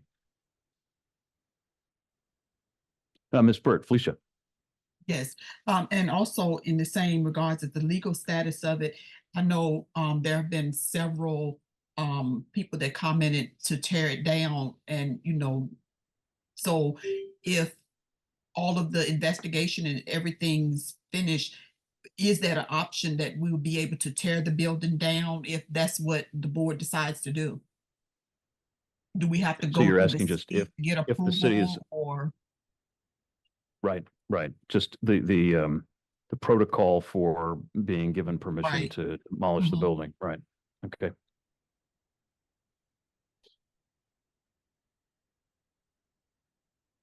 I should say also that I'll call Tommy here in just a minute, but you can walk out of here, think of a question that you should have asked and just email it. And of course, we'll pass it along. So don't worry if you don't think of it right away. Go ahead, Tommy. Just to add to investigation and remind what I said yesterday, like obviously have them, I agree, they deserve an investigation that they want. In terms of the time frame, like for the physical building, I think they should be able to get as much as they need. And I do believe that if they do take forensic photos and models and everything, if they need to come back and the building is gone, they at least have the archival of the investigation. Okay. Like if we could make it work that way so that we could work in tandem versus a discourse of like, no, we need this. Well, we need it. Like if we could work in tandem, it'd be amazing. Okay, understood.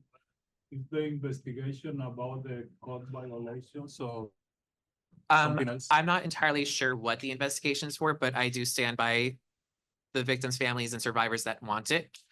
I don't know what more they could find at the building, like since it's been 8 years or so, but in my personal opinion, I feel they're owed that at this point if they want it.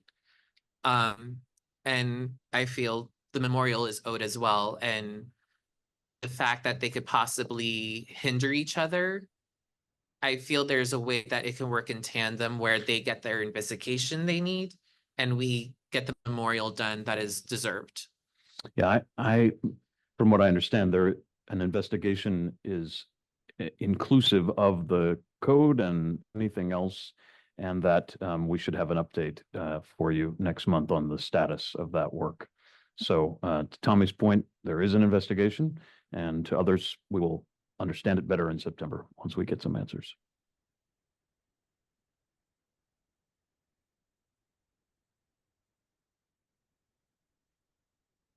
So if it's okay, oh, I see, Carlitos and También iba a mencionar regresando a lo del parking, sí es una prioridad bien grande porque la experiencia que he tenido yo con los eventos que se han dado ahí, la gente termina parqueándose en Target, parqueándose bastante lejos. So, deberíamos pensar también cómo este sitio va a poder tener un espacio que pueda proveer un espacio de parking para la gente, porque siempre es un nicho y un nicho bien grande.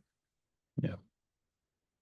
Absolutely. This is a very tight space to begin with, and there is, other than the street, there's nothing that's dedicated. So that's a very important consideration. So we'll talk about that for sure. My only question, I assume we would have it planned to be 24/7 access. Like it's not just like open from 8 a.m. to 10 p.m. or anything, considering what happened there.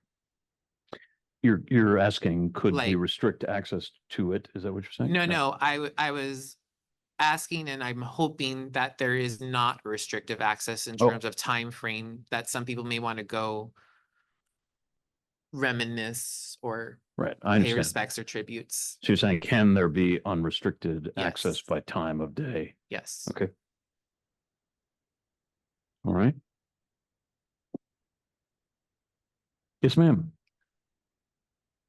Just It'll come on, don't worry. shading is a big place, if that is possible. I know that's, and also accessibility, and that kind of aligns with parking as well. Okay. So what's possible on shading? Josh Garcia? Hey, yes, I don't know if this fits, but having a question is something that was brought up a lot yesterday. And anyway, like a timeline or maybe some goals that we should have set for us as a committee, and also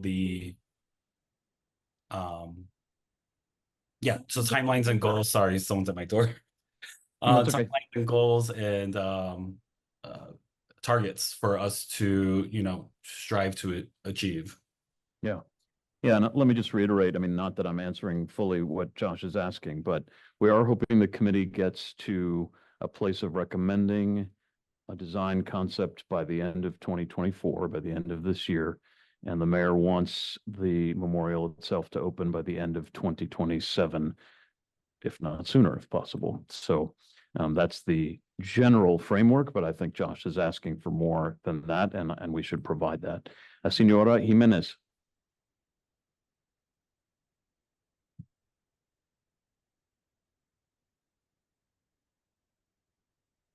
Sí, yo quiero opinar sobre lo que se está hablando del espacio. Yo considero que debe ser un espacio abierto, que todo el que desee ir a ver lo que pasó allí pueda tener acceso. Y otra cosa también, no sé si es posible que para la próxima reunión ya se puedan presentar algunos diseños para uno ir mirando, como que esto ya vaya tomando una forma. Gracias. Thank you, Senora. I don't know whether by September we will be able to show designs, but I do think that we can at least show some more detail about the site and what is possible on that site.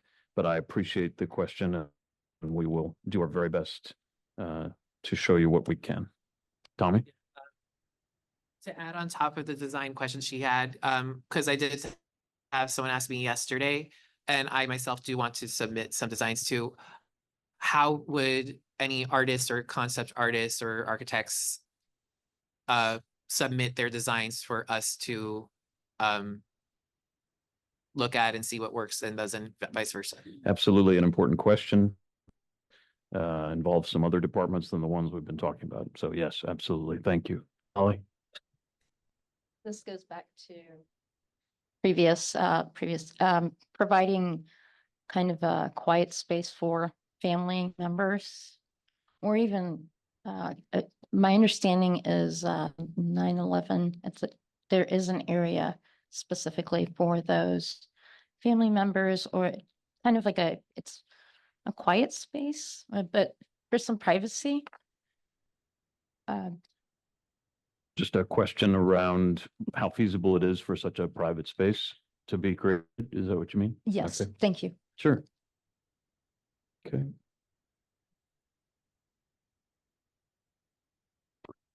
Let me just say that between Donna's notes, my notes, Raphael's, we will, of course, send these to you to make sure we have them correct. So please don't hesitate to say, maybe you didn't understand me or whatever after the meeting.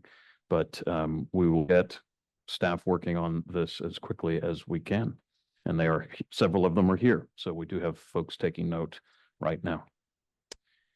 Did you? I just want to add something that it must be a space welcoming for people with disabilities. Yes. I think we could have them talk about how the space currently is accessible, but also maybe some of the challenges for that. So that's a good question also. Carlitos? Quisiera saber si cuando llega el momento, ¿cuándo será el momento para nosotros también tener recomendaciones de qué tipo de plantas y landscaping va a haber específicamente? Porque sé que ha habido una conversación, estoy tratando de hablar lento, una conversación acerca de hecho, te acuerdas que hablamos del flamboyán y cómo nosotros si quisiéramos un tipo de árbol específico, el que estoy hablando es un árbol muy endémico que es bien característico de la cultura puertorriqueña, que es Royal Poinciana, ese es el nombre del árbol, cómo nosotros podemos someter tal vez para que se considere ese tipo de planta. Yo soy un amante a las plantas, me encantan las plantas, loco por las plantas, es algo que he estado pensando. I think you are not alone in your love for plants, my friend, in this room. So thank you for that. And I noted that Poinciana in particular, so we'll get some information about that. Marcelino? Volviendo al punto, culturalmente sensitivo, sensible a la cultura de las personas que estuvieron allí.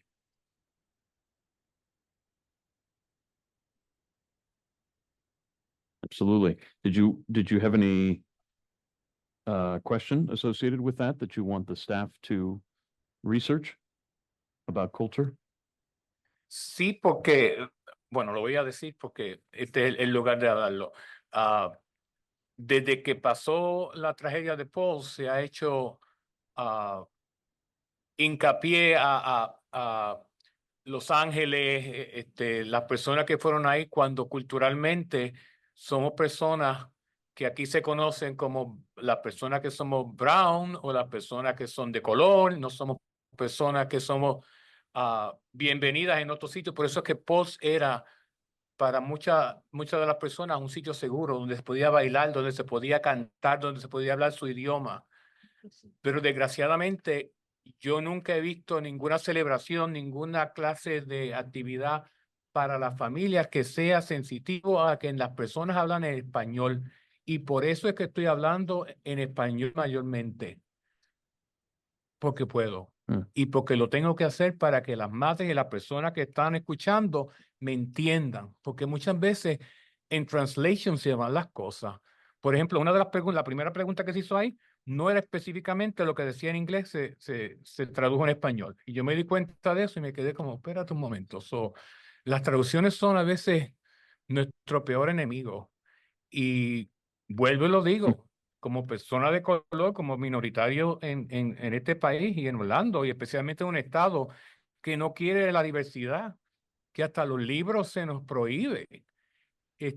Tenemos que estar conscientes de que las personas que perecieron en la mayoría, su primer idioma, su idioma materno, como dice Carlito, era el español. Y la cultura se siente diferente. Que hemos estado aquí, que somos parte de esta sociedad, que trabajamos, que contribuimos, es cierto. Pero que es tiempo de que se nos dé un lugar y que esas madres y que esos familiares puedan estar en un sitio donde puedan entender y puedan leer y puedan sentir. No tengan que tener una persona traduciendo todo el tiempo. Una de las cosas que pasó en 9/11 y en emergencia, la persona latina dice, me duele el corazón. ¿Y qué hacen? Cuando muere una persona, me duele el corazón. ¿Y qué hace la gente? Se lo llevan a la sala de emergencia porque le está dando un heart attack. Cuando lo que quiere decir es que tengo corazón roto, tengo dolor.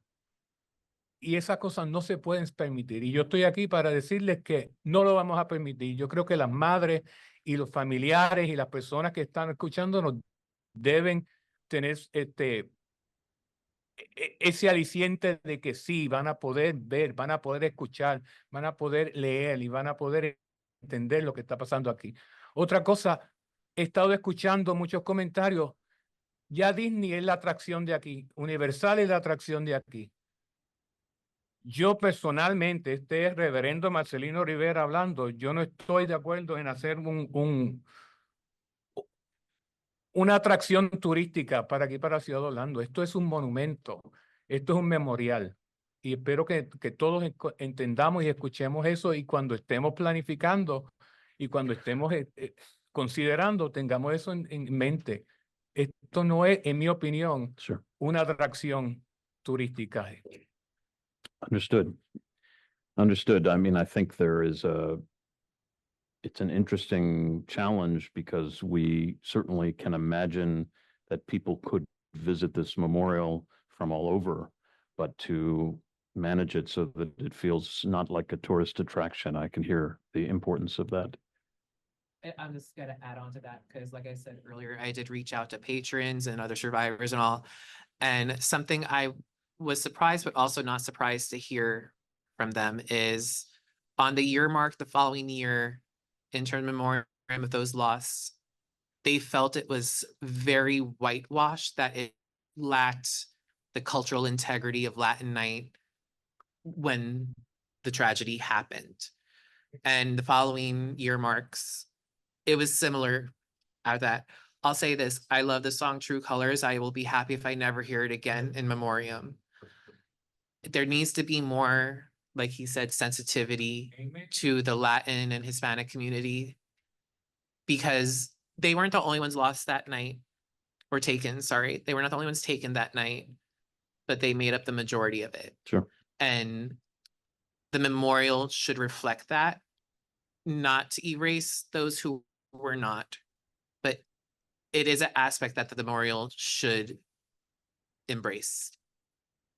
I just want to point out that you just got an amen from a reverend. And I'm atheist, so. That's impressive. Thank you all. This has been a very helpful discussion. Again, if you think of other things, send it to me as an email. But I think we have a wonderful list that will help make September's meeting very fruitful and productive. Let me look at my friend here. So you were saying they could bring it in here? Okay. Yeah. Yeah, if are folks okay with just having comment now and then take the food later on? Is that okay? I don't want to jeopardize. I know was it heated? I don't want to mess up.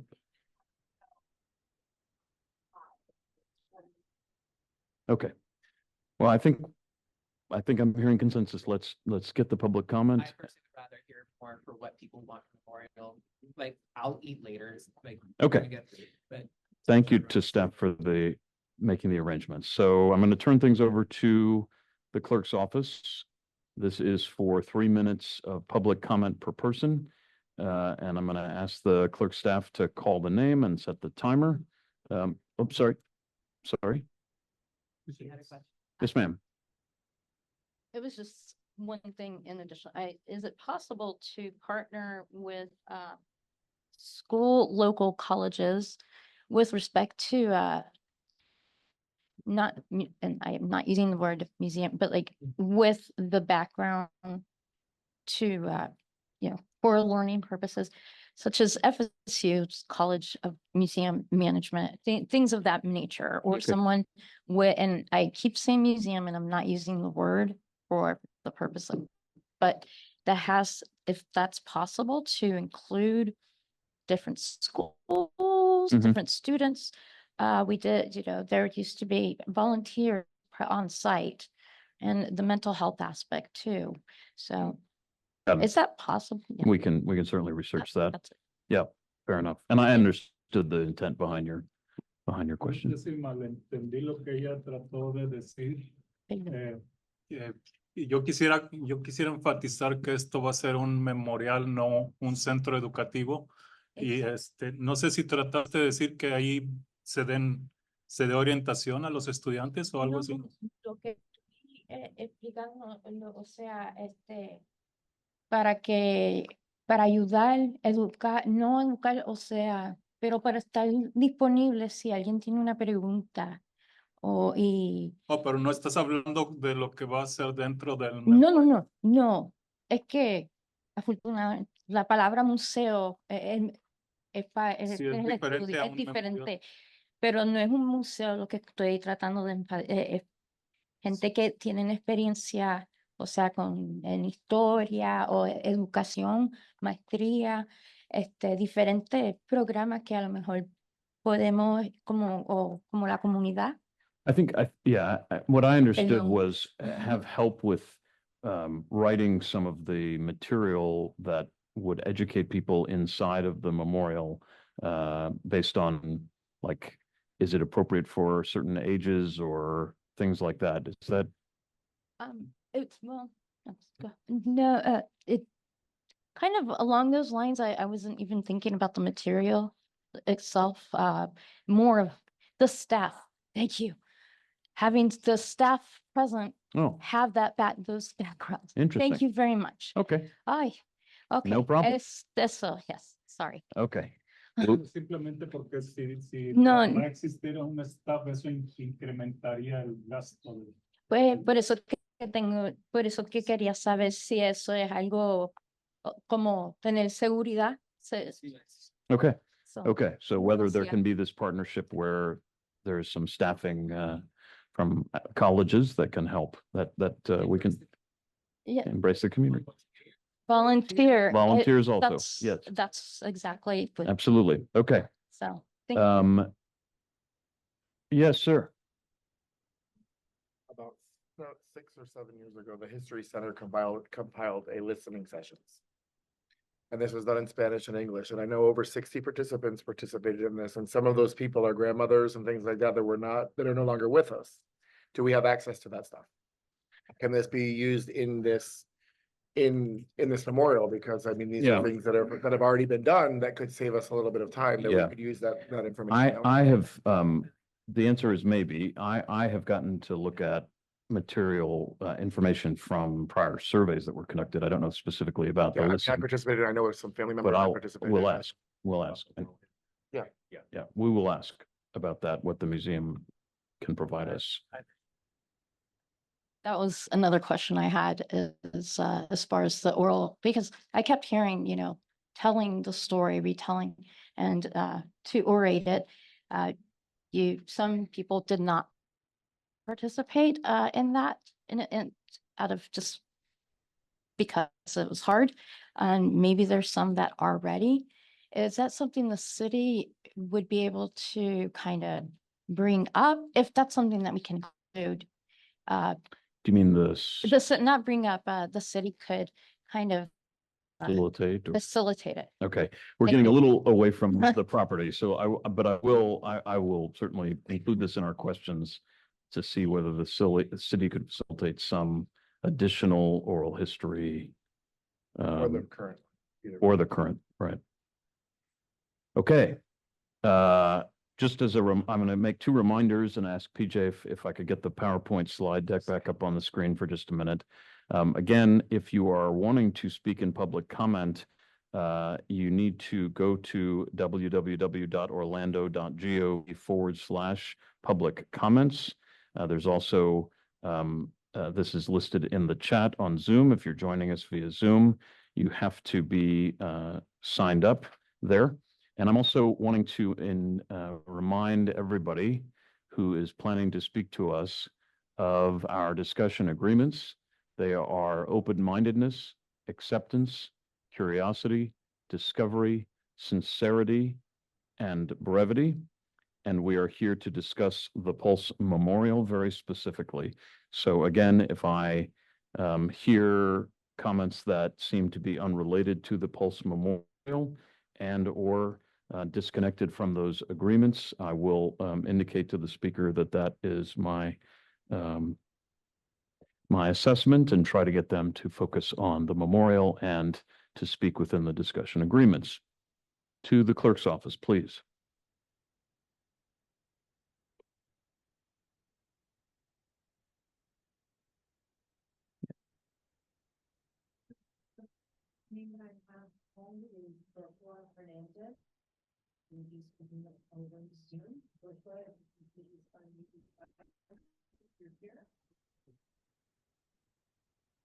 Raise your hand also if you are here and you don't view our attendees.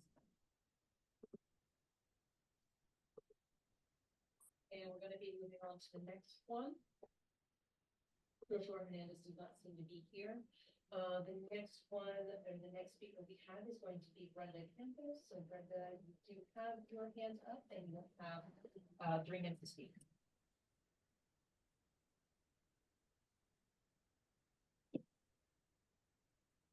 Sí, buenas tardes a todos.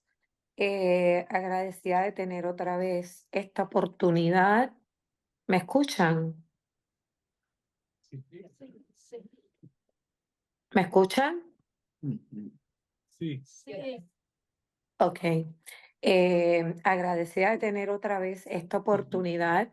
Hoy veo a un comité más unido, más calmado, más tranquilo, y con unos detalles y unos ideales que tienen mucho valor y sentimiento para mí, ¿verdad? Como familiar de una persona que murió y 2 sobrevivientes. Así que les doy las gracias a ustedes por todo el input que han hecho en esta tarde. Yo solamente voy a mencionar 3 cosas que son bien importantes para mí. Las considero importantes y es que pienso y me gustaría que los que están aquí en este comité presentes, y como dijo el reverendo, voy a hablar en español para que mi gente que habla español sepa lo que digo. Me gustaría saber que levanten las manos cuántos están de acuerdo con que en la reunión de ayer llegamos a un consenso referente a que se representen en este memorial los 49 ángeles, que se haga una investigación independiente por un tercero y no por la ciudad sobre lo que sucedió y también lo de no añadir a los primeros a los primeros que respondieron, the first responders. Sin embargo, hoy debo mencionar que me sorprende que hoy están considerando a los primeros responders como a los socorristas, se están refiriendo a los socorristas. Y me disculpan porque ayer tuve una práctica de coro y no pude estar aquí por 2 horas. Tampoco he tenido la oportunidad de ver todo el video de ayer. Algo me pude haber perdido, así que por algo, ¿verdad? Pero me gustaría saber cuántos de este comité no, no piensan que ayer sí llegamos a un consenso referente a los 49 ángeles, los responders y sobre si el building debe de ser demolido o no, lo cual no puede ser demolido hasta que la investigación haya concluido. Me gustaría tener su feedback en eso. Thanks, Brenda. I'm for the clerk's office, I'm keeping time because there seems to be an issue with the timer.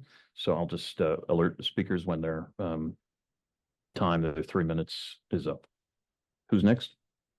The next speaker is going to be Brenda Campos. Brenda? No, she spoke. Oh, forgive me. Yoli Cintron is going to be the next speaker. She will be speaking virtually. Yoli, if you can for us, raise your hand.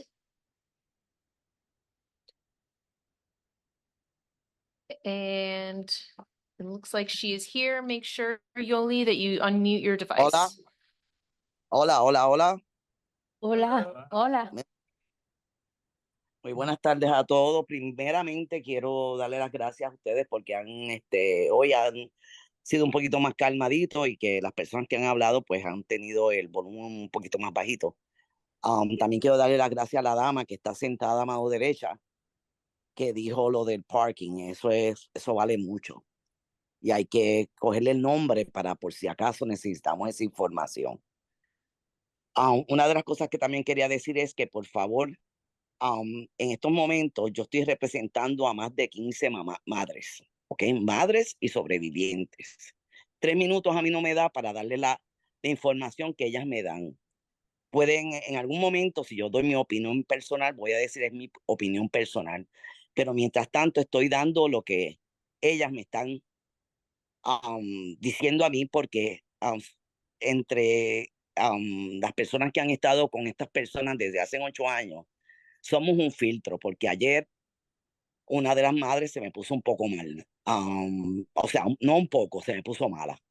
Y pues mala en cuestión de salud. Y no quiero que esto vuelva a pasar porque no podemos seguir perdiendo a más personas gracias a esto. O gracias a un mal rato. No sé cómo mandarle un documento de que ellas me están permitiendo hablar por ellas. Porque quiero que las cosas bien claras, que esto no es mi opinión, esto es la opinión de esas madres. Empiezo.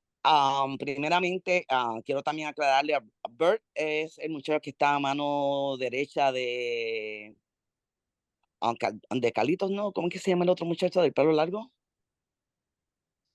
Hello? ¿Tommy? No, Bert.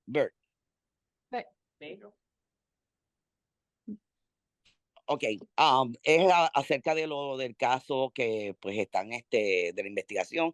Te quiero dar un número porque eso es público. El número del caso es 2023 205-852. Eso es el récord que está en el Police Department. Acerca de lo de las madres, de lo que ellas quieren para el memorial, sí que sea culturalmente a base de cada uno de ellos, ¿verdad? Porque habían personas no solamente de Puerto Rico, habían también personas de otros países como República Dominicana, habían de México, de Venezuela, etcétera, etcétera.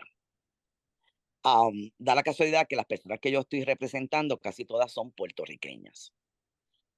Sí, ellas están acerca del building, pues no quieren el building. Acerca de lo de la policía, no quieren que sean parte de esto Julie, I'm going to tampoco. ask you to finish your comment. We're at the 3-minute timer. Ok, no tengo el timer aquí, no se ve. Ellas querían un flamboyán, que haya vegetación, también que haya running water, que haya un chandelier, y que también traten de incluir como si fuera un dome, para que, como sabemos que aquí en Florida hay muchas tormentas, pues esas plantas o vegetación que haya se puedan proteger. Thank you very much, Julie. Next speaker, please. The next speaker we have is going to be Zachary Blair. Zachary Blair, if you can, please unmute your device. You have Hi 3 there. minutes to speak. Can you hear me? Yes. Yes, sir. All right. I wanted to thank Tommy for yesterday because he provided guidelines for the conversation, framed the conversation. And I felt like for the first time, because he provided this guidance, unlike, Larry is incapable of doing this, we actually got somewhere yesterday. And I want to thank Tommy because even though the conversation was difficult, it needed to be had. And I think it was very effective in that way. Unlike today, which was crazy if you ask me. I don't really understand what the purpose of that exercise was. It was definitely not a best practice. But the other thing is you centered visitors, and we've already fought against this being a tourist attraction. So I don't know why you centered visitors and not the families again. And then you got people talking about a museum again. You got people talking about using animals instead of people when talking about the story of, it's just, when Larry's in charge, we're going all kinds of places that we don't need to go. So I encourage the committee to be more active in shaping the conversation, because when you are, it works. And I'm telling you that all of us agree with what you guys are saying, but it's not getting there. And it's having Larry do this is causing more division. So please play a more active role in this, and resist the urge to center Pulse. I know it's been glamorized and glorified, but focus on the 49. And when you do that, all these other conversations, that's also a way to kind of, quell conflict, avoid conflict completely. And another thing too, I know we're not talking about it today, but including survivors, and I want to emphasize this because there's been this false dichotomy created that if the survivors aren't included, they're going to be erased. And obviously that's what nobody wants to do. But there should be opportunities. I mean, there are currently opportunities for documentaries, for all these ways that survivors can be remembered. And there should be a monument. Everyone believes in that, including myself.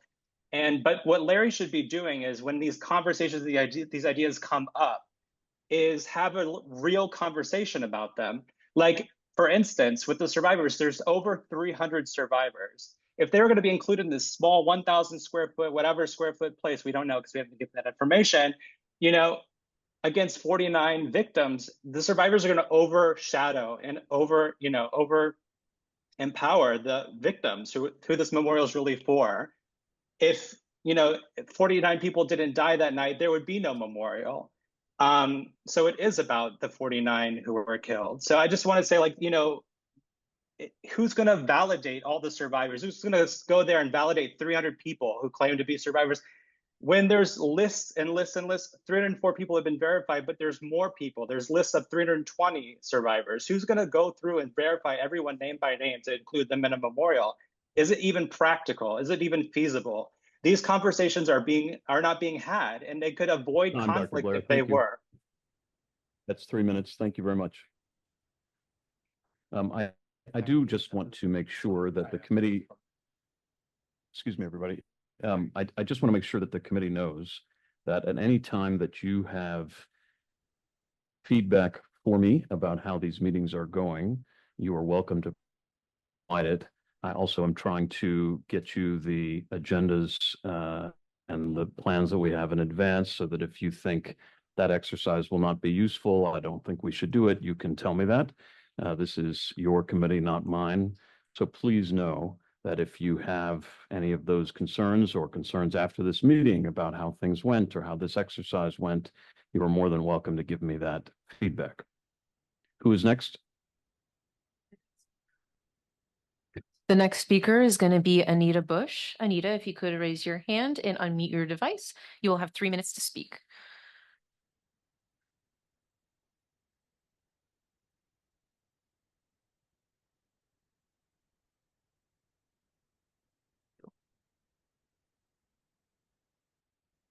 Anita, if you are able to, press *6 to possibly unmute your device. See if that works. Is that better? Yes, ma'am, we can hear you. Thank you.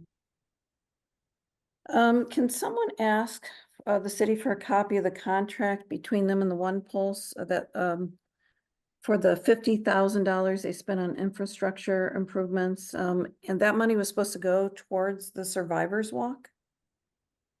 Can you write that down, please? It's written down. Okay, and are they gonna follow donor intent on that? Are they gonna give the money for that Survivors Walk? We don't know the answer to those questions, and the One Pulse Foundation still hasn't filed their taxes for more than 8 months after the dissolution, so that's something very important. I think another thing that's important to know is that that weird exercise that you just did, and I think it's one of the weirdest things I've seen in probably 7 years or actually in years, forever probably. Having to pretend to be someone you're not, that's not best practices. I want you all to know that. Forcing people to pretend to experience trauma vicariously is not best practices. That is a result of a man with limited experience pretending to be an expert. When you have people in the room who are mothers and survivors, there's no need to pretend. And I think it's a travesty that there isn't a Spanish-speaking quote unquote mediator when most of the families were of that culture. It's just wrong. Though in the real world, not the pretend world, it's a fairly simple thing. You allow every family a budget. We don't know the budget, so this all this everything that's being said, we don't know what can be actually done. Allow every family a budget. Let them design their own memorial for their own for their own child. It's not up to anyone else how their murdered family members should be honored. It's up to the families themselves how to honor them, period. The survivors can design something around the individual memorials. And I agree with Brenda, I heard her say this, but the consensus yesterday was not to include the first responders. So I'm not sure why the families and survivors are still being forced by you, Mr. Schooler, to include them into the discussion. The first responders, led by John Mina at the time, did not follow active shooter protocol. Not one first responder died saving lives there, and we saw many on video who lacked courage. So I want to know, is this directive to continue to include them, even though there was a consensus yesterday not to? Is this directive coming from your employer, the city of Orlando? Otherwise, why would you put families and survivors through that? It's a trauma-inducing to do that exercise. That's all I have to say. Thank you. Can I respond? No, not yet, folks. I really don't want that, actually. I just want to note that from my perspective, we had discussion agreements not to make sort of personal attacks, and I'm sort of making an exception because it's about me and not about you all. And so I'm not intervening because I don't want to have this be a back and forth about my performance.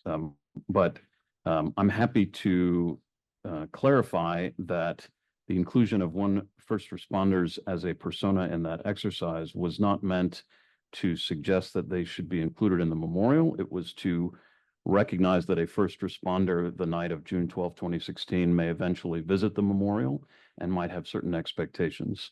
So I'm sorry if that was misunderstood. I appreciate that you all wanted to say something. I want to get through the other speakers, and if we can circle back. Clerk with the next. The next name is going to be Carmen Capo, and she has submitted a written comment for the record. The next public speaker on Zoom is going to be Christine Leononen. Christine, if you can please raise your hand and unmute your device. It seems Christine has not been able to join us today, so the next speaker is going to be Tiara Parker. Tiara, if you could raise your hand for us and unmute your device. Can you guys hear have me? 3 minutes. We can hear you, Tiara. You have 3 minutes to speak. Okay, thank you.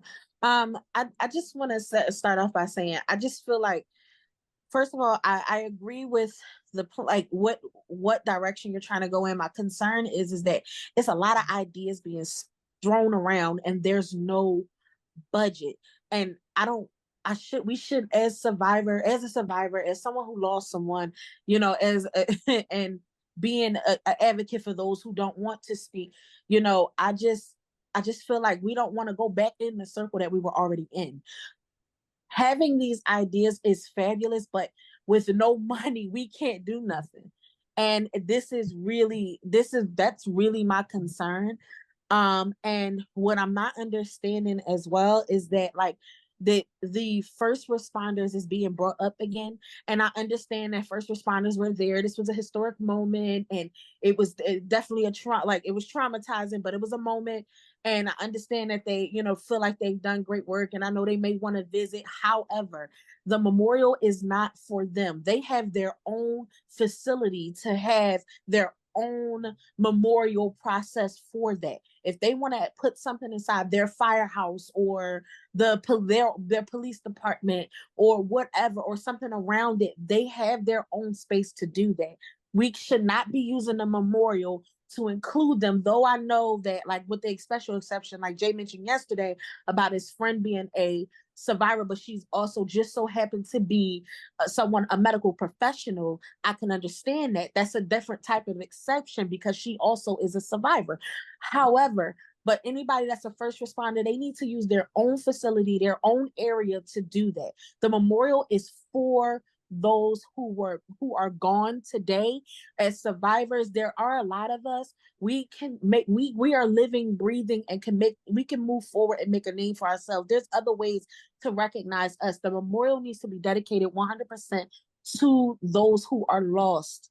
And my biggest concern is that it's too many triggering moments happening right now within these meetings and these so-called, which y'all call events, which is not an event, but it's too much going on, and y'all really need to get a grasp on this seriously, because this is cringy.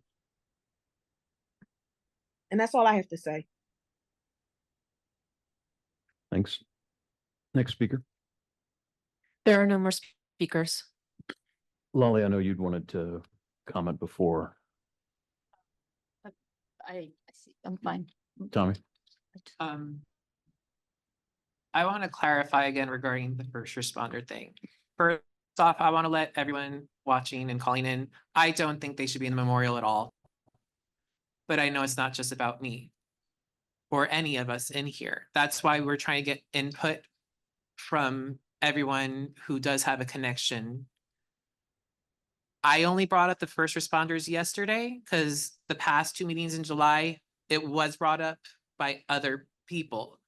And with yesterday to today, where we're trying to get ideas for concepts for the memorial, I don't know about everyone else. I want as much input from everyone that has a tie to the tragedy as possible. And yes, Jay, he didn't say no to first responders, but he said an educational aspect of what happened. So while he was the outlier yesterday, there could be other outliers out there that may not have called in yet or feel a certain way. What we're discussing is nothing is final. It's just us trying to gather ideas, concepts, and we'll figure it out from there what could possibly work. And then and another thing that keeps getting brought up, and it is an important thing, is budget. But the thing is, some people work with a budget while other people work with a design, and then they modify to the budget that is given. So yes, we don't have a budget right now. Hopefully we will at some point sooner. Hopefully next month we could have a decent idea of it. But while we're waiting on that information, I don't see the harm in looking up concepts and ideas and what we want there. In terms of the survivors overshadowing the 49, not going to happen. The focus of the memorial is the 49. And I'm saying that as a survivor, and every other survivor I've spoken to, every other patron I've spoken to, everyone has said they want the focus on the 49. And that's what we're going to do. Including this, again, including survivors is not going to overshadow them. I don't know where somehow there was a concept that we're going to put the 300 names of survivors on the memorial versus the 49 names, which I am planning in my concept art, their names will be there. In terms of survivors, I see something representing us, but I don't see all 300 of our names in the memorial, at least not right now. And I honestly don't see it that way. Thanks, Sorry, Tommy. yeah, but it gets tiring to get calls at each of these meetings. You say you agree with us, you say you support us in a way, and then you also want to have issues with us trying to put forward what you guys want. Thanks. Sorry. Brett, then Lolly. I'll be quick, I promise. I think that these calls need to stay on topic, like we've discussed. I mean, we continue to let them go off topic, and it kind of gets in the way of what we're actually here to do. I think we need to consult the definition of what a first responder is, because a first responder does not mean that it is just the police. It does not mean it's a firefighter. It could be somebody at your medical facility that helped you. So some of these people, no, not you, but some of these people that are getting on the phone and sharing their opinions, some of these people might have been saved. Their family member might have been saved by somebody in that hospital. And they might want to include some sort of little plaque or something that says, our thanks goes out to the people that helped save our family members that night. Hopefully, which this has also been addressed 4, 5, 6 times in this meeting, that we hope to have a budget by September. Why does this have to be every single phone call that somebody calls in to ask about a budget that currently we don't have? And everybody here knows we don't have one. So why do we have to continue using that as a question for that?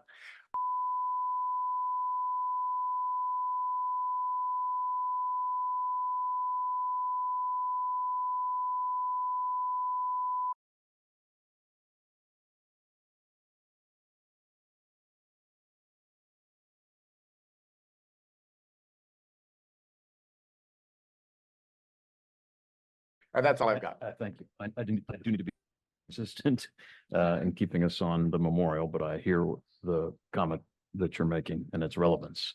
Lolly. Just to kind of like continue that part, that does in my opinion, it does prove to be, even though it's the public, all opinions welcome, but there are obviously always going to be conflict of interest. That's just with respect to it you just said. But this is my understanding was that here is what is an ideation session. We're blue skying, so we're not wasting time, in my opinion. And I just want to, I mean, yes, by September it would be great to have that. So the more input, the better, and then you collate through it and kind of see what are the biggest things.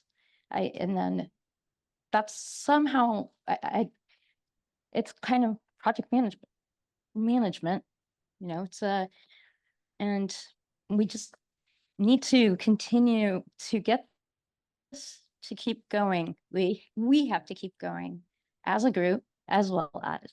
So that's all I'm going to say. Cesar and Tommy. Gracias. Yo solo quisiera que Dr. Schuller nos confirmara de que la conversación acerca de los sobrevivientes y first responders incluidos en el memorial, eso debe de debe de terminar, it should be over, porque los sobrevivientes no queremos tener una lápida en el memorial o que nuestros nombres estén ahí expuestos. Nosotros estamos de acuerdo de que es un memorial para los 49 y es lo que debemos de soportar. Los socorristas fueron una parte muy importante esa noche, incluso los policías que estuvieron moviendo gente en sus camionetas, la gente que donó sangre, One Blood, etcétera, todo eso, creo que a toda esa gente se le va a dar su reconocimiento en el hospital, en las áreas en que ellos laboran, y el memorial va a ser únicamente para los 49. I don't, your words speak for themselves. I don't know if that I need to add anything to that, but yes, I understand what you're saying. Tommy, then Lolly? Just one quick thing too, because it was mentioned too. Because they keep trying to, some callers keep trying to implement what One Pulse Foundation's time frame did. We have no access to whatever One Pulse Foundation did, if they even did anything. We don't know any of the concept art they did. So yes, we are starting fresh. Some of this does feel like we're dragging on. We're really not dragging on. We're just starting fresh and new. So unfortunately, that past 7 to 8 years of what they did, we have none of that. Everything that we're doing has started in July. So if it feels like it's just a repeat and it's dragging on, I'm sorry, but it's just what it is. Lolly?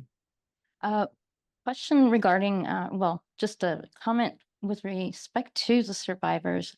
There are many survivors that possibly do not want to be part of.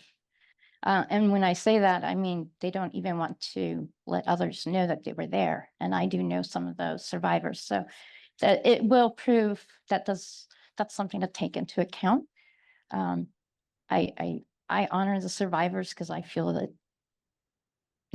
they provide hope, just like all of us that are here. So. Did you have another comment or? That's okay. I just wanted to check, my friend. Sorry, I took my eyes off of Zoom, but I don't see anyone else. You know, I think that we have public comment at the end of the meeting's agenda because the focus is on the work that you all are doing. It's also the last thing that you're hearing before the meeting is ending. And I can see that being difficult also.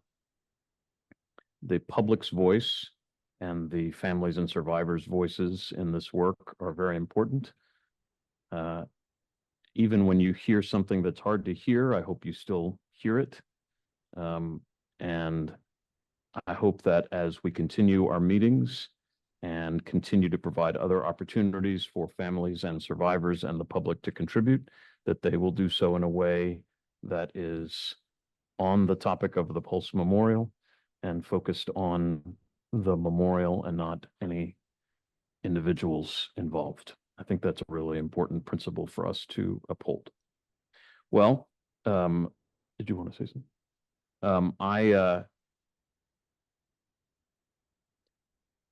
Oh, I'm sorry. Thank you for telling me that. Senora Jimenez?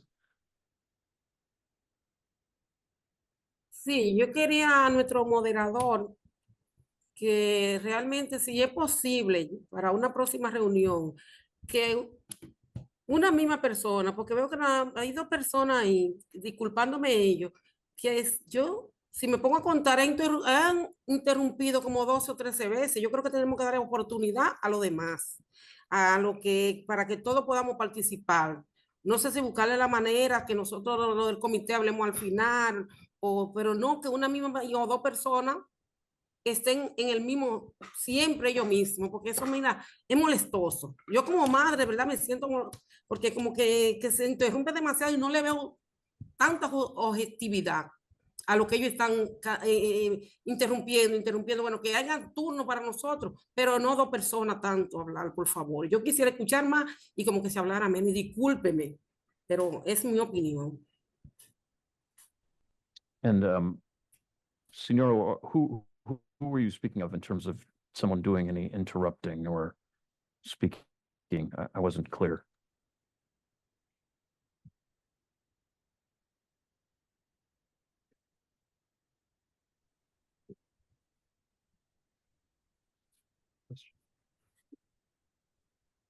Sí, oye, no sé bien ahora los nombres, pero del comité, el joven que me disculpe, del cabello largo y la señora de los cabellos rizados. Es mucho los turnos que ellos agotan. Entonces, como que se ha convertido en que ellos dos, es como que si fuera ellos dos los únicos que tienen derecho a hablar tanto. Yo digo como que es demasiado turno que ellos agotan. Entonces perdemos mucho tiempo en ellos dos, como que, no sé, si eso se puede resolver y de mi disculpa. Well, Senora, I guess what I would say in response is everybody on this committee has a very important voice to share. I'm calling on people to speak when they ask to speak. And that goes for you and for the others who are participating on Zoom and those who are participating in Spanish. And so when you have something that you want to say, I want to make sure you know that I will call on you as soon as I see your hand. And you can do that as frequently during this meeting as you'd like. But every single committee member should feel that they can speak at any time and that we just use the system that we have developed for Zoom hands or for the placard. But I'm not intending to give anyone, no disrespect to Tommy, Lolly, anyone else. I'm not trying to give anyone special treatment. It's really just a function of either who's asking to speak or if we're doing an exercise, making sure that everyone speaks before someone speaks twice. So, Senora, I am sorry if I have done anything to make you feel that your comments are not as important, but I hope that you will take every opportunity to speak, just like I hope everyone else on the committee will do. So thank you for sharing that feedback with us. Okay. We will be reconvening on Wednesday, September 25th, which is about 5 weeks, I think, from yesterday. We will be meeting at 4 o'clock here in the Fairview Room at Orlando City Hall. And as I've said, we are going to try to focus, at least initially, on really deep dive into the Pulse property and where the future memorial will be. All of your questions are very helpful, and we will be asking the staff to do the research to make sure that we get those questions to you. And again, if you think of questions in between now and then that you didn't think of tonight, you can certainly email them to me. Felicia, I see your hand. Go ahead. Yes, are all the dates for the meeting set in stone already? Well, we've certainly set them. It's hard to say stone, but I will read those out for the public and for the committee, just so everyone is tracking. But what we have scheduled so far is Wednesday, September 25th at 4 o'clock, Thursday, September 26th at 4 o'clock, Monday, October 7th at 4 o'clock, Tuesday, October 8th at 4 o'clock, Wednesday, November 20th at 4 o'clock, Thursday, November 21st at 4 o'clock, Wednesday, December 11th at 4 o'clock, and Thursday, December 12th at 4 o'clock. Okay, because for the September meeting, I will be in Orlando. Well, I won't be. Oh, fantastic. Well, no, I will be coming to Orlando, and I was hoping the meeting would either be before or either after, because I'm going to be down there for a cruise, and I was hoping I could be there in person, but I'll be on a cruise during that time. That's why I was asking. Oh, I see. Okay. I see. Okay. Well, thank you for letting us know. I'm sorry about that. We did our very best to get everybody's availability incorporated. At any rate, we will reconvene Wednesday, September 25th. Those who have continued comments from the public, from families, from survivors, should feel free to send email to Pulse Memorial at p3partners.net. That's checked by me directly. You can send it in English or Spanish. We also have resources on the pulseorlando.org website, a virtual open house where you can make comments that the committee will see as well. I had neglected, forgive me, there was a statement that was sent to us by one of the families. I have forwarded it to all of the committee members. I'm not going to read it now, but I will just say to the public that a family decided, just like some people who called in said they wanted to make written comments, one of the families did that. And so that will be part of the public record as well, those comments. But let me not leave us without just looking at you each in the eye and saying thank you. I know that this work is very hard. I know that we're not finished and we have more to do, but I'm honored to be part of this journey with you. And again, as you have feedback for me or for us about how these are going, please do not hesitate to provide it to me. These meetings are for you and for our community to get this memorial built. We will see you on Wednesday, September 25th for our next meeting. Thanks to everybody for joining us.